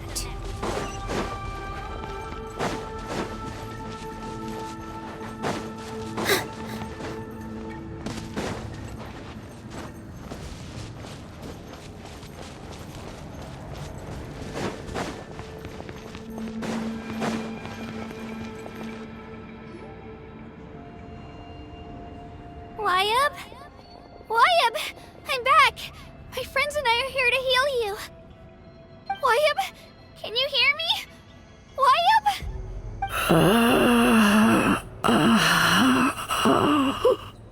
So we were right. The contamination is already too severe. It's preventing the Wyabb from answering our calls. Alright, get ready, everyone. Time to purge the abyssal energy from this place. Careful. We've got company. Already? You really think that puny soul could slow me down? Courage in the face of futility is pure folly. He tried to get in my way, so I disposed of him. You killed Malco? He would have dispersed with or without me. Rather than worrying about him, I would urge you to focus on yourself. You may have defeated others of my kind in the past, but underestimate me now, and it will be to your peril.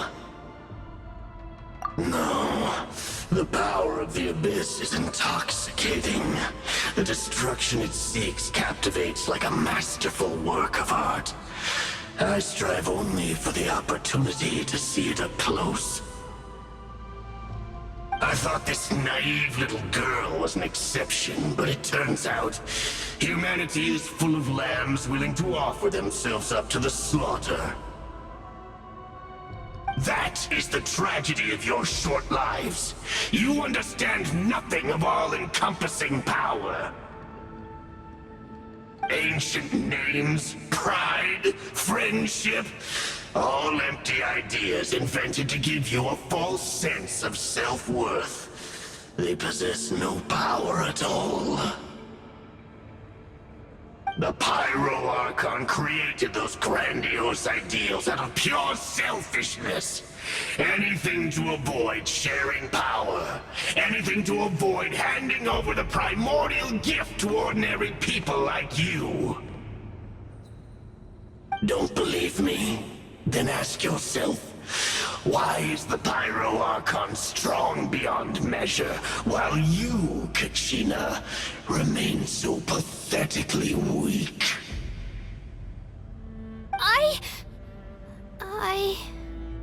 Kachina! Give me your hand.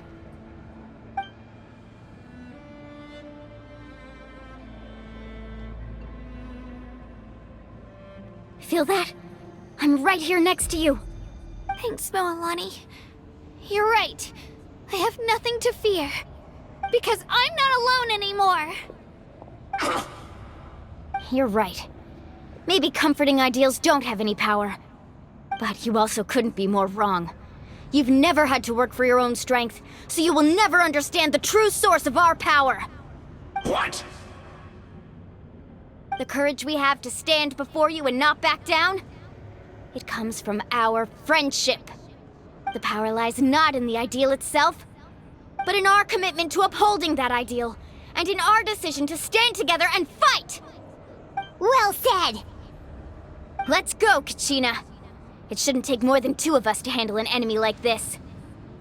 Sorry in advance, but you deserve what's coming to you! There aren't many in Natlan who can beat us when we're together. It's time he got a taste of that kind of power. From the ashes to the flames of redemption! Woohoo! Amazing! Woohoo! Amazing! Check this out! Best of luck! How brightly burns the truth! Surf's up! Clear the area! Shabam! Let's ride! Woohoo! Let us go! Now turn to dust. Oh, we won! We actually won! That's what he gets for underestimating you two. Fantastic work, Kachina! Absolutely fantastic! This makes me so unbelievably happy. I'm happy too, Mualani. Together we really are unstoppable!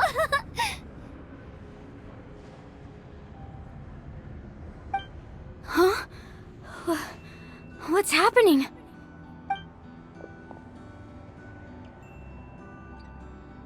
My ancient name is glowing? But I thought I didn't bring it with me. It's probably a projection from the real world, but that doesn't explain why it's glowing all of a sudden. Wait, does that mean you're...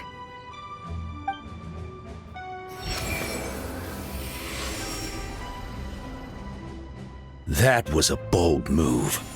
Diving headfirst into the fire to save your friend, especially in a place so overrun with abyssal corruption.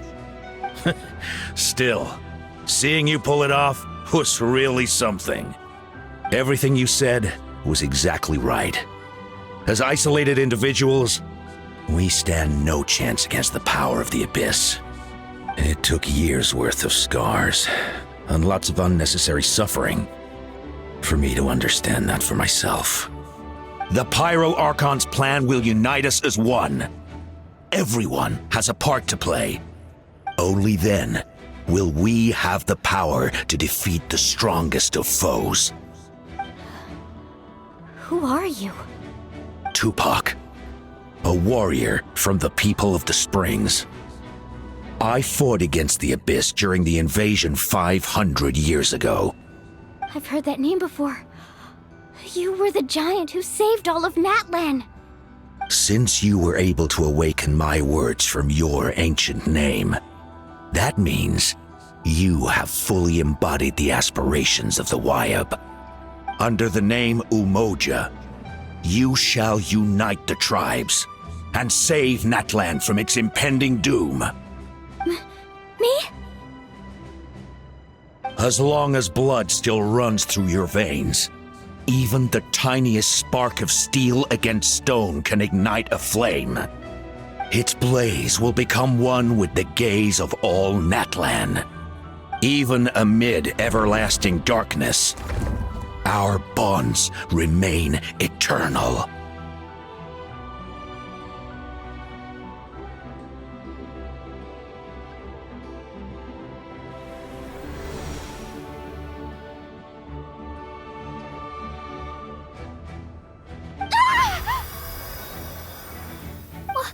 What's wrong, Mualani? So many memories. My brain was just flooded with everything he once knew. So that's what happened. What do you mean? Did you just figure something out? 500 years ago, they foresaw the very crisis we're facing now. Efforts to save Natlan started all the way back then. We can go over the details once we get back. We shouldn't linger here longer than we have to. I know bits and pieces, but I had no idea Mualani was also part of the plan. This sounds like something that's going to need a lot of explaining. Let's focus on saving the Wyab first.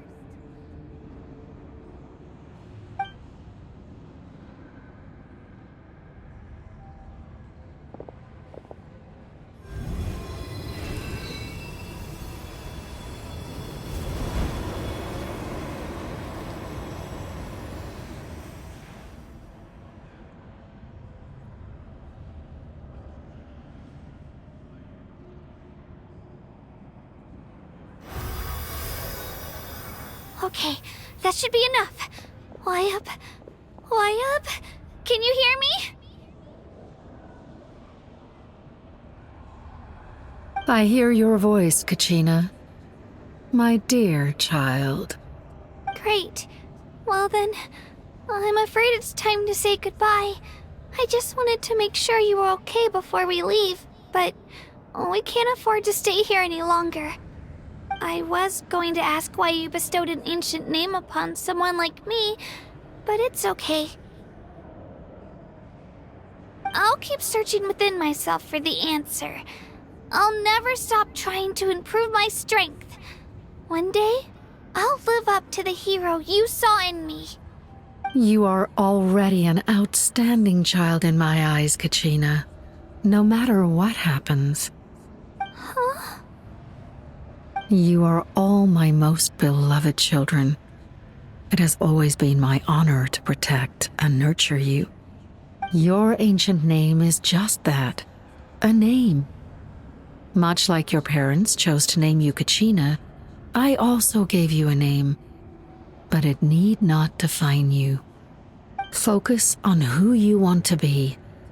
You are already worthy of your name. Now, you need only devote yourself to becoming a better you. The story of your ancient name is for you to continue.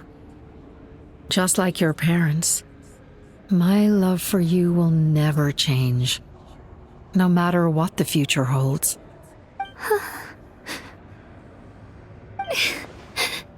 Thank you, Wayab. It gladdens me to see the Pyro Archon's plan move another step towards completion. But it's time for you to leave this place. The situation here is getting worse. Go now, my children. Save Natlan on behalf of all you hold dear. I know we've never met before, Wayab, but I just wanted to say thank you for encouraging Kachina. It was exactly what she needed to hear. Whoa! What's going on? An earthquake? We're out of time. It's the power of the Abyss. Quick, we need to run!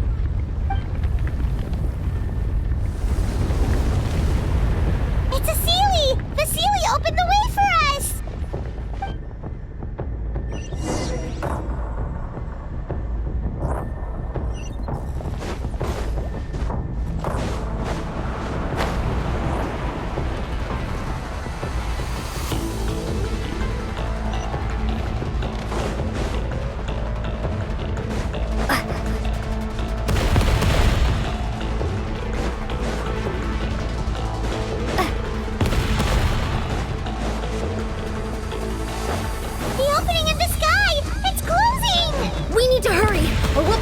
Here!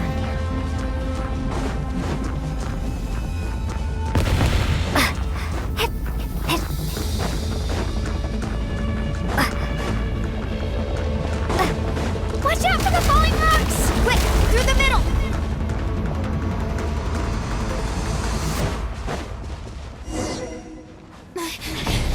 Come on, faster!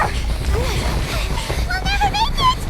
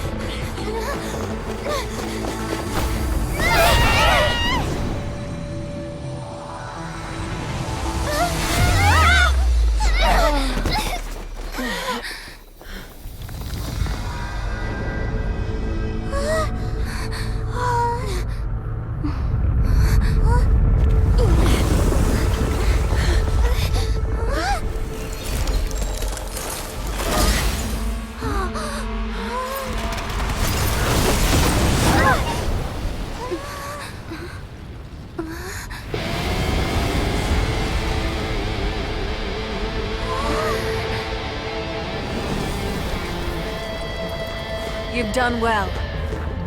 Now come home.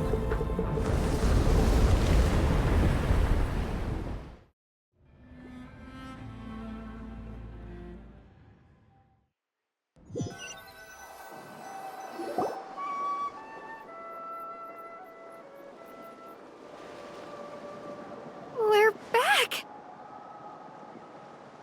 The Pyro Archon saved us. But she's not here. Yeah, didn't she say she used it all up? She's still in the Speaker's Chamber. What we saw in the Night Kingdom was just her consciousness. So you're saying her consciousness did all that? Every great display of power comes at a price.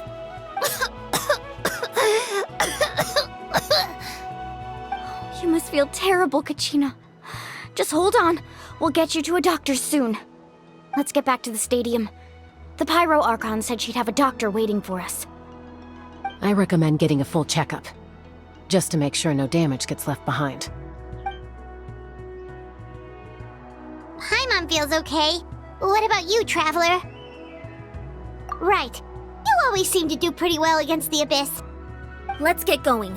We need to share what we learned in the Night Kingdom as well. Right. The Wyatt mentioned something about the Pyro Archon's plan. What is it exactly? I'll let her explain everything. We're all a part of the plan now. Every move we make from here on out will decide Natlan's ultimate fate.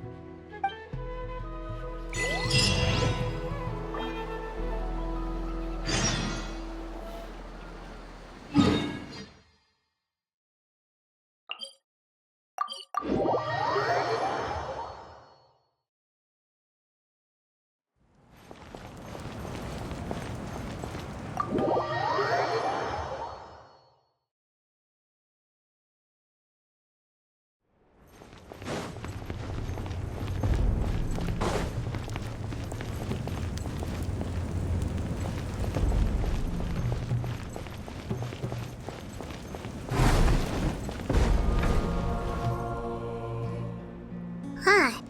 There's a lot less stuff here than before. It's good to see you all here in one piece. I know you must have a lot of questions, but let Koichi check you over first. It's best not to let any lingering effects of the Abyss go untreated. Thank goodness you made it back. I came here as soon as the Pyro Archon told me about your plan. Take a seat, everybody. I'll examine you one by one.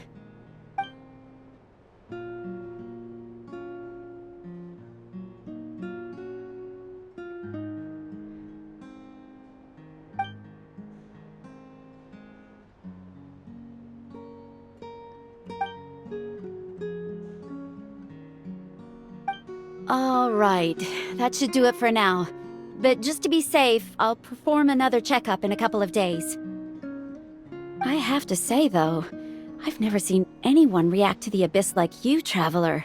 It's like you're completely immune to its power. She's always been special like that.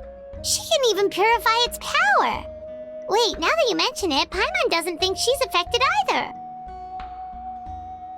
Given the current situation, that ability will likely play a great role in the events to come.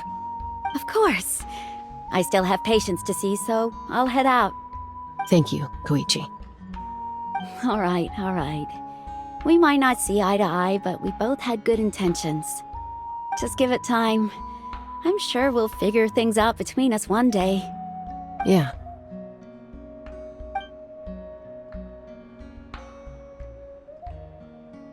All right. There's so much to discuss, I don't even know where to begin. You've seen it for yourselves now. The devastation in the Night Kingdom. I'll get straight to the point. Natlan is on the verge of destruction. It's very possible our nation has less than a year before total devastation. Huh? No. That can't be true, can it? That's right. But I've only ever disclosed that fact to the handful of people working with me to save this nation. Our looming destruction is not a recent development, but the inevitable conclusion of the disaster the Abyss initiated 500 years ago. Mualani told us a little bit about that. 500 years ago, all the nations of Teyvat were invaded by the Abyss. Unlike the other nations, Natlan never had stable and deep-rooted ley lines, so we suffered the worst of the invasion. The battle against the Abyss was exceedingly long and brutal. In the end, victory came at the cost of our civilization and countless lives. Even then, it took centuries of solving the disasters caused by the Abyss to finally achieve the peace we know today. And still, this is but a superficial victory. The forces of the Abyss have merely been driven back underground. Their threat to Natlan remains as real as ever. I'd never have guessed. The problems plaguing the Night Kingdom are all the more complicated because that realm is essentially functioning as Natlan's ley lines. Immediately after the war, our calculations estimated that we would have a maximum of 500 years before the Night Kingdom was completely lost to the Abyss. But at that time, we were a nation of the destitute. Our people no longer believed in victory, nor did they hold hope for the future. Our civilization was dying, our faith crumbling, and the line of power passed down from the Wayab nearly severed. If we didn't bring the nation back together, it would be foolish to even dream of defeating the Abyss in the future. So, the Archon had a long and involved discussion with the heroes of each tribe, and finally came up with a 500-year-long plan to save Natlan. So that's what happened. After finding Kachina, I encountered a strange figure who gave me a series of new memories. Since the plan was mentioned in those memories, I guess I've been chosen to play an important role in it. But there's still something I don't understand. Those memories showed me the Pyro Archon from back then. And it was you. Huh? But that doesn't make any sense. The Pyro Archon is supposed to be human. It's impossible for a human to live that long. That's right. The hardest thing for humans to overcome has always been time, or rather, the natural limitations of our lifespan. A god can extend a human's life by using a certain amount of divine power, or subjecting them to a curse. But, as we all know, Natlan doesn't have gods like that. We can only rely on our own methods. A human life is like a flame destined to be extinguished. 500 years ago, I placed my life within the sacred flame. Only by dying before my time could I have the chance to wake up again. So, in other words, this is your second life? Yes. We only managed to defeat the Abyss all those years ago because the tribes came together as one. If the Natlan of the future was to have a fighting chance, the Pyro Archons that came after the war had to rebuild the decimated tribes. The goal was to reunite the people and restore the strength of each tribe's Wayab. Once a tribe was back to its full strength, the tribe's Wayab would select a hero, indicating the tribe was once again ready for war. The Chosen would then stand by my side in defense of our nation, just like great heroes of old 500 years ago. So that means I'm one of the Chosen? That's right. You bear the ancient name Umoja, the same one held by the hero from your tribe 500 years ago. It means unity. After your adventure in the Night Kingdom, I trust you've come to fully understand the meaning of that name. So in other words, you always knew who the Wayab were going to pick from each tribe? Yes. According to the plan, each tribe was supposed to have been fully restored by the time I awoke. But something went wrong along the way. The 6 heroes successfully inherited the ancient names from 500 years ago, but the intel regarding the plan wasn't passed on to them. Once again, it comes down to the deterioration of the Night Kingdom. Communication between the Sacred Flame and the Wayab has been blocked.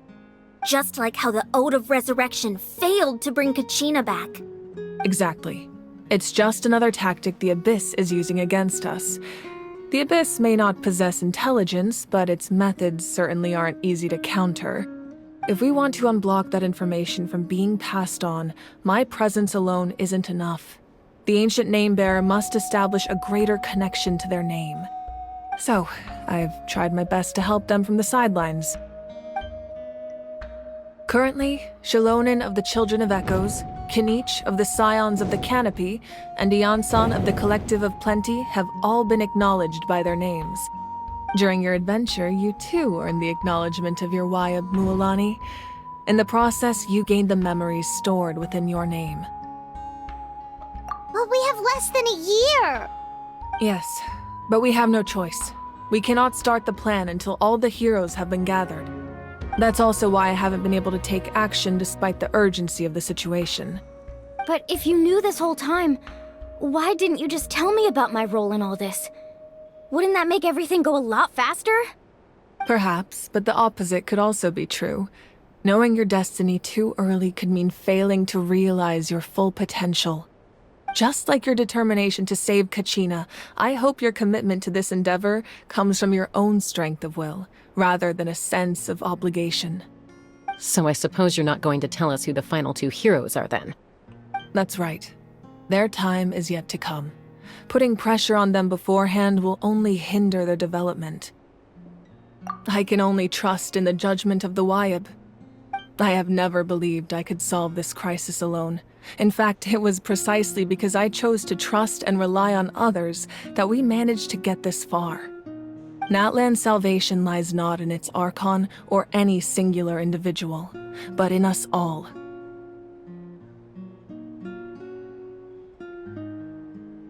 You're quite perceptive, aren't you? I thought I might get away with avoiding the topic. Huh? Oh, right! All of the stuff you stored here before, where did it all go?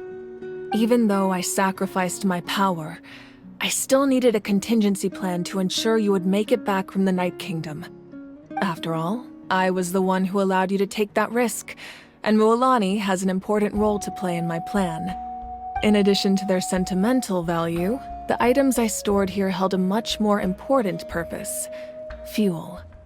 Fuel? So back then, that's why you... Yes. The stories embodied by those items are certainly important, but there's an even more significant trait they all share. Every item belonged to a hero of Natlan. Over time, they became imbued with a certain amount of contending fire from being carried in battle. On their own, each item's power is limited, but together, their combined effect can prove quite useful in a dire situation. By burning those items, I was able to activate the contending fire stored within them to open the boundary between the two worlds. It was a rather crude approach, so all their power was depleted in an instant, as you can see. But weren't they all precious treasures? What about their stories?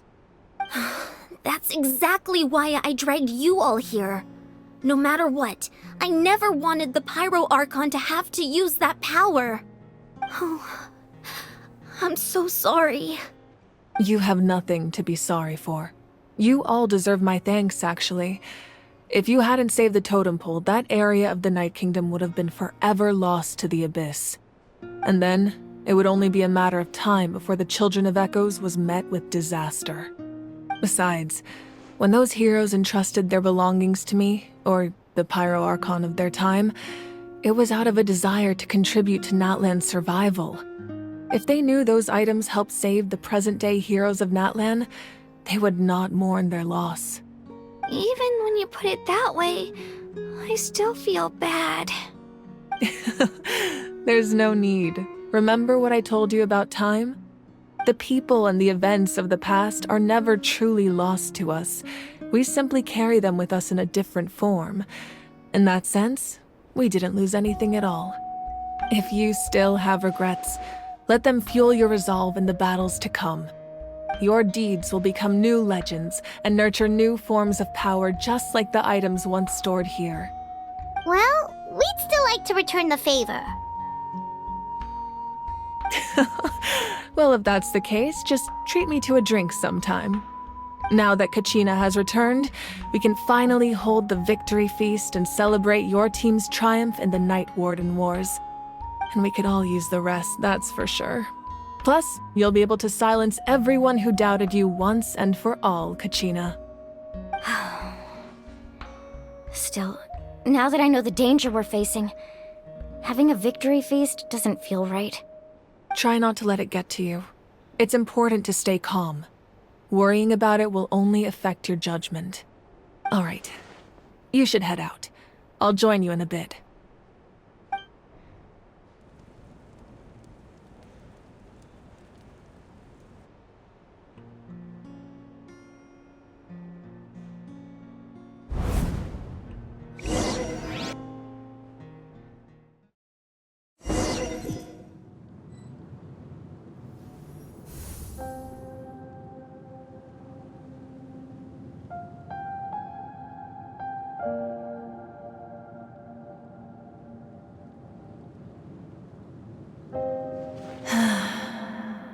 was young, I used to sit by the hot springs and listen to the stories of warriors from all over Natlan. They attract people from all walks of life. Friends come easy here, no matter what tribe you're from. The people of the springs have never claimed the hot springs as their own private property. They are there to bring all hot spring buddies together. It's been really nice, seeing the children of my tribe get older. It's helped me gradually understand the true value of the springs. I've witnessed their energy, their determination, their absolute passion for life. Even when they cause trouble, I never managed to hold on to my anger for long.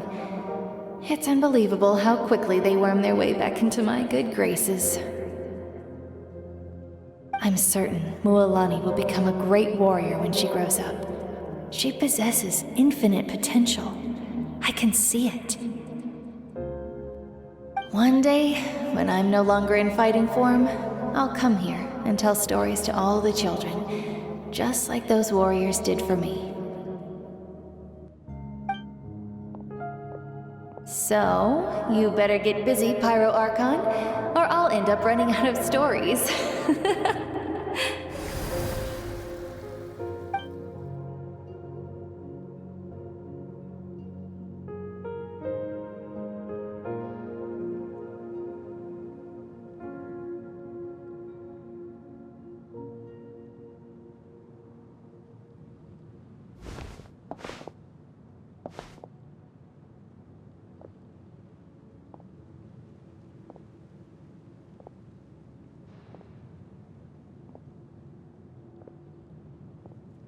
Our nation is engulfed in darkness. Our tribes stand divided, and yet you promise victory in the distant future. The Abyss is a cunning enemy, one that I faced in battle many times. Were that not the case, I would never understand exercising this degree of caution. My rage will never know absolution. Then my power will no longer aid you in victory. But you came to me because you knew you could convince me with just a single sentence. I understand your choice. The heroes of today will forge the path ahead with blood and fire. Just remember to earn us the victory we are owed. Otherwise, rest assured, I'll find a way to collect the debt. For Natlan.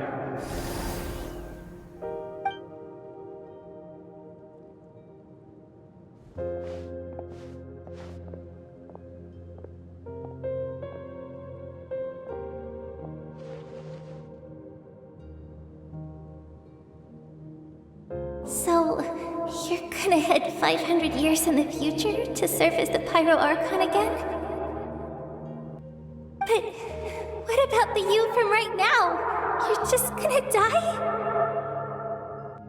You can't ask her those questions and expect her to answer, my dear. The decision is hers to make, and she deserves our support. We will do everything we can to rebuild the tribes. Don't you worry. Even across time, we will all do our part to fight for Natlan's future. Yeah, Mom's right. We'll always believe in you, sis. Oh, seriously though, Dad should be here. Where is he? I imagine he didn't know what to say, so he chose not to come at all. Don't take it to heart, my dear. That's just who he is. Just remember, no matter what happens in the future, we will always love you.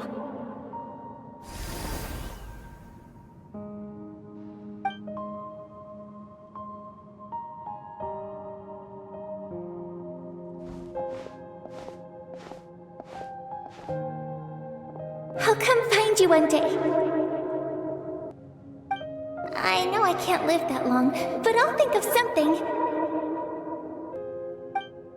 There has to be a way for us to meet again one day. If there's an answer out there somewhere, I'm gonna find it. So, don't forget about me.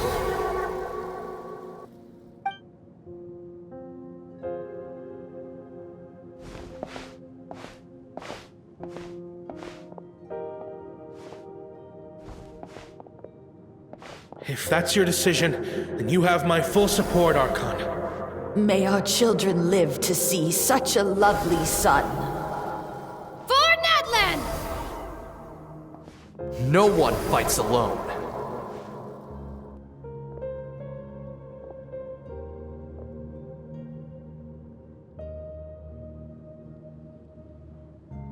The rules are my legacy. They shall grant us the strength to overcome the next tragedy. War forged the 6 tribes, taught us how to fight, instilled in us what it means to love. Who will be the one to bring this to an end?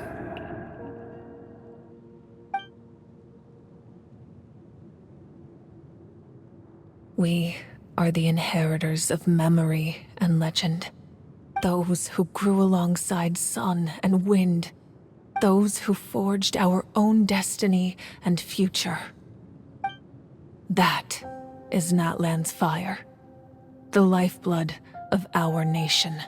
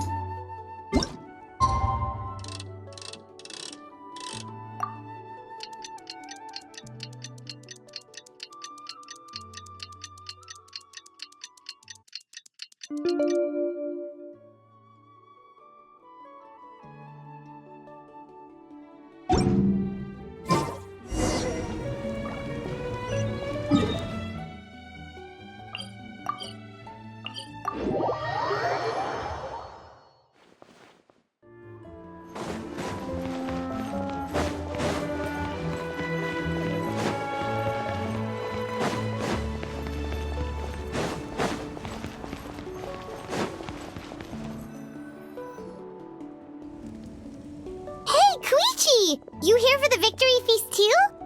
Oh, no. I knew Chaska would be here, so I just came to deliver some medicine. I was about to leave, actually. It's not that I don't want to celebrate Kachina and the others. I'm so glad she made it back. It's just... well, I'll make things awkward if I'm around my sister right now. Ah, well, you two had a fight, so Paimon can understand. She didn't cause any trouble during your trip, right?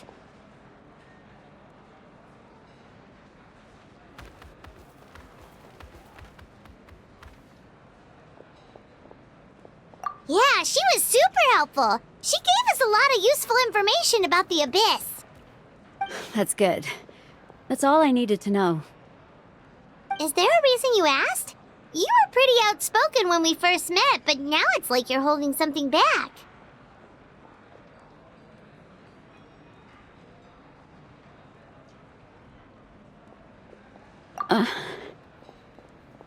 Maybe it seemed unreasonable, picking that fight with her before you left, but I did it for a reason.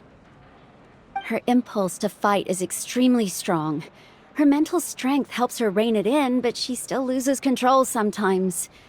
I had no idea what you might face in the Night Kingdom, so I didn't want to take any chances. So what you're saying is...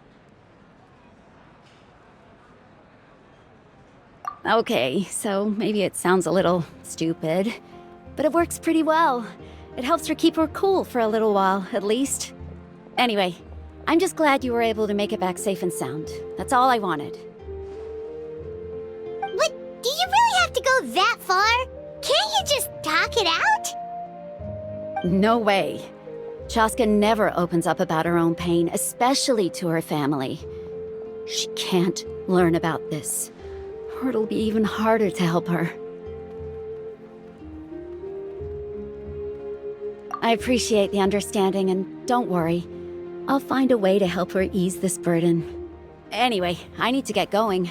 Enjoy the celebration. Oh, and if you ever need a doctor, you know who to find. Huh. Who would have thought there was a deeper reason behind their arguing?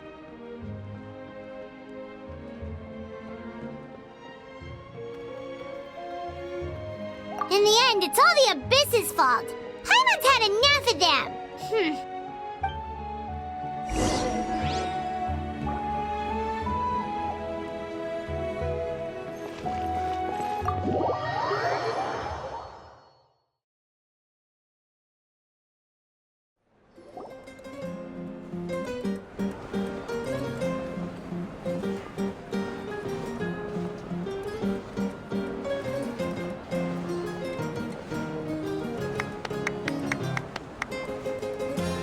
Let's give a huge round of applause to our brave young warrior, Kachina!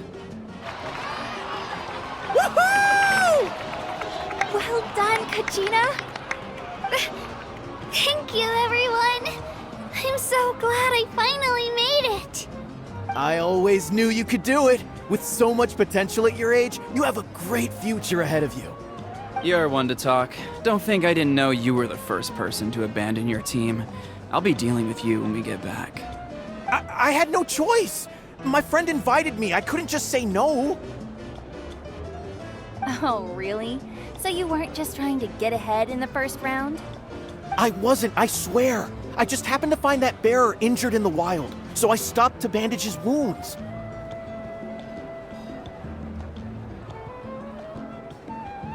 When he insisted on repaying the favor, what was I supposed to do? I'm just one person. I figured Kachina would have no trouble replacing me.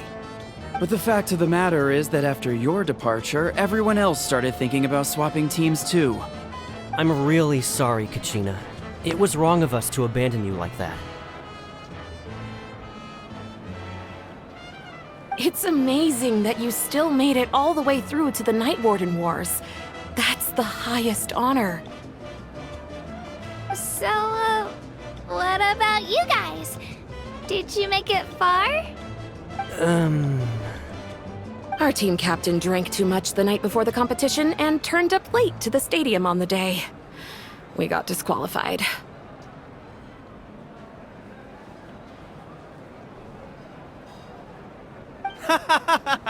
Serves you all right. No sympathy from me.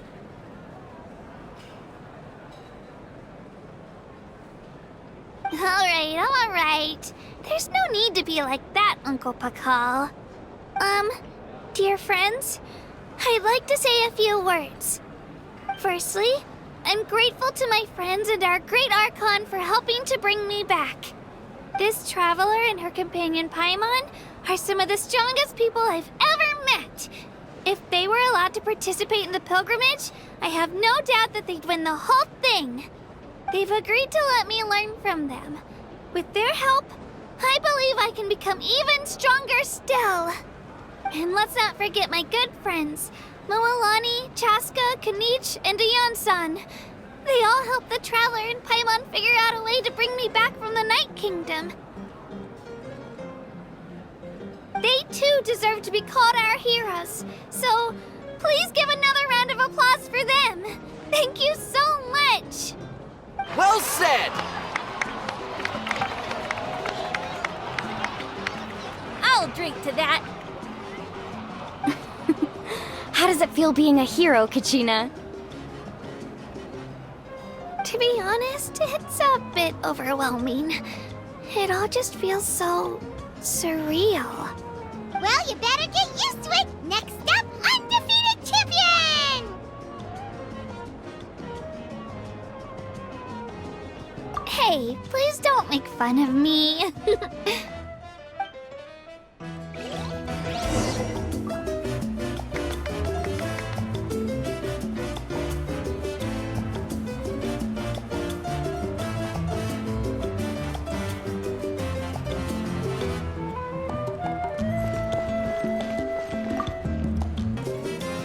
You're here. Have some fruit juice. I got it specially for you two.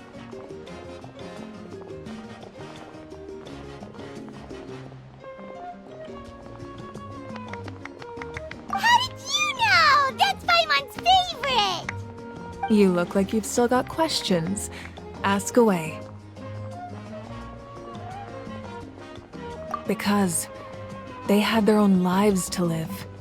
The thought of telling them, abandon your families and everyone you love, and come with me to the end of time, for in 500 years Natlan will be destroyed, it seemed too cruel. You could just as easily point out that everything in this world would come to an end eventually. But life is short, and beyond a point, it just doesn't seem real. Imagine if I said, let's leave right now, and go save the sun because it'll flame out in a few million years. It would sound quite ridiculous. I couldn't make them shoulder that burden with me. Besides, every generation will have its heroes, this one included. The plan could still work without them. Or, of course, without me. But since I was the one who came up with the plan, I felt duty-bound to see it through to the end. Paimon's suddenly remembering that portrait in your room. Was that your family from back then? Yes, it was. So when you asked me who my sister grew up to be, the truth is that very little information survives. From what I've been able to piece together, I can conclude with a reasonable degree of confidence that she ended up as an architect and artist. She played an instrumental role in rebuilding the scions of the Canopy tribe, designing and building many houses. But of course, none of her buildings are around anymore. Still, it was an impressive achievement, and I'm very proud of her.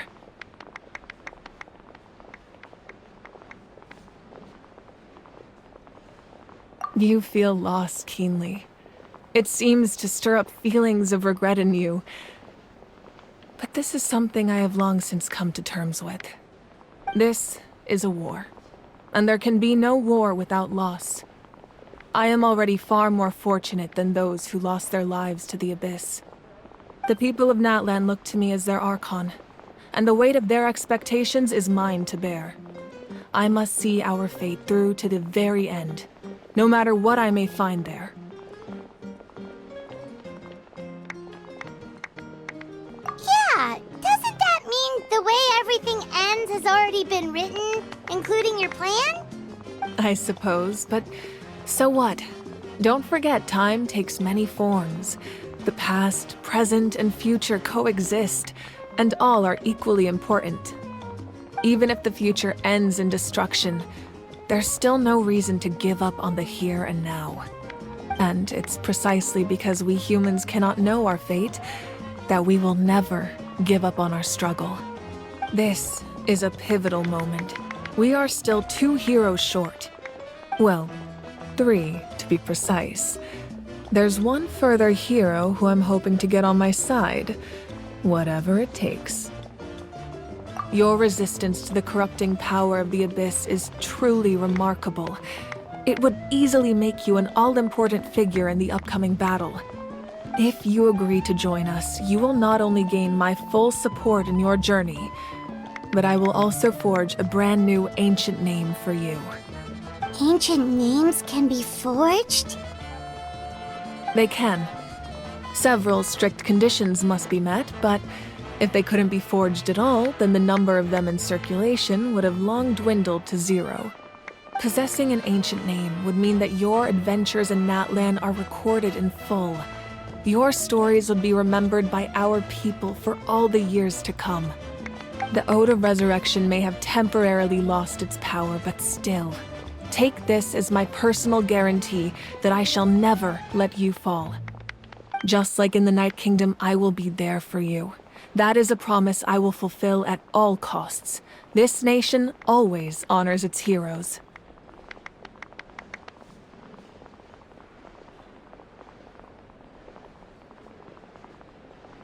Yeah, we can't just ignore the situation here. Wonderful. Then I'll reach out to Shilonen right away. She's the one who will forge the name. We've never forged an ancient name for an Outlander before, but I trust she'll find a way.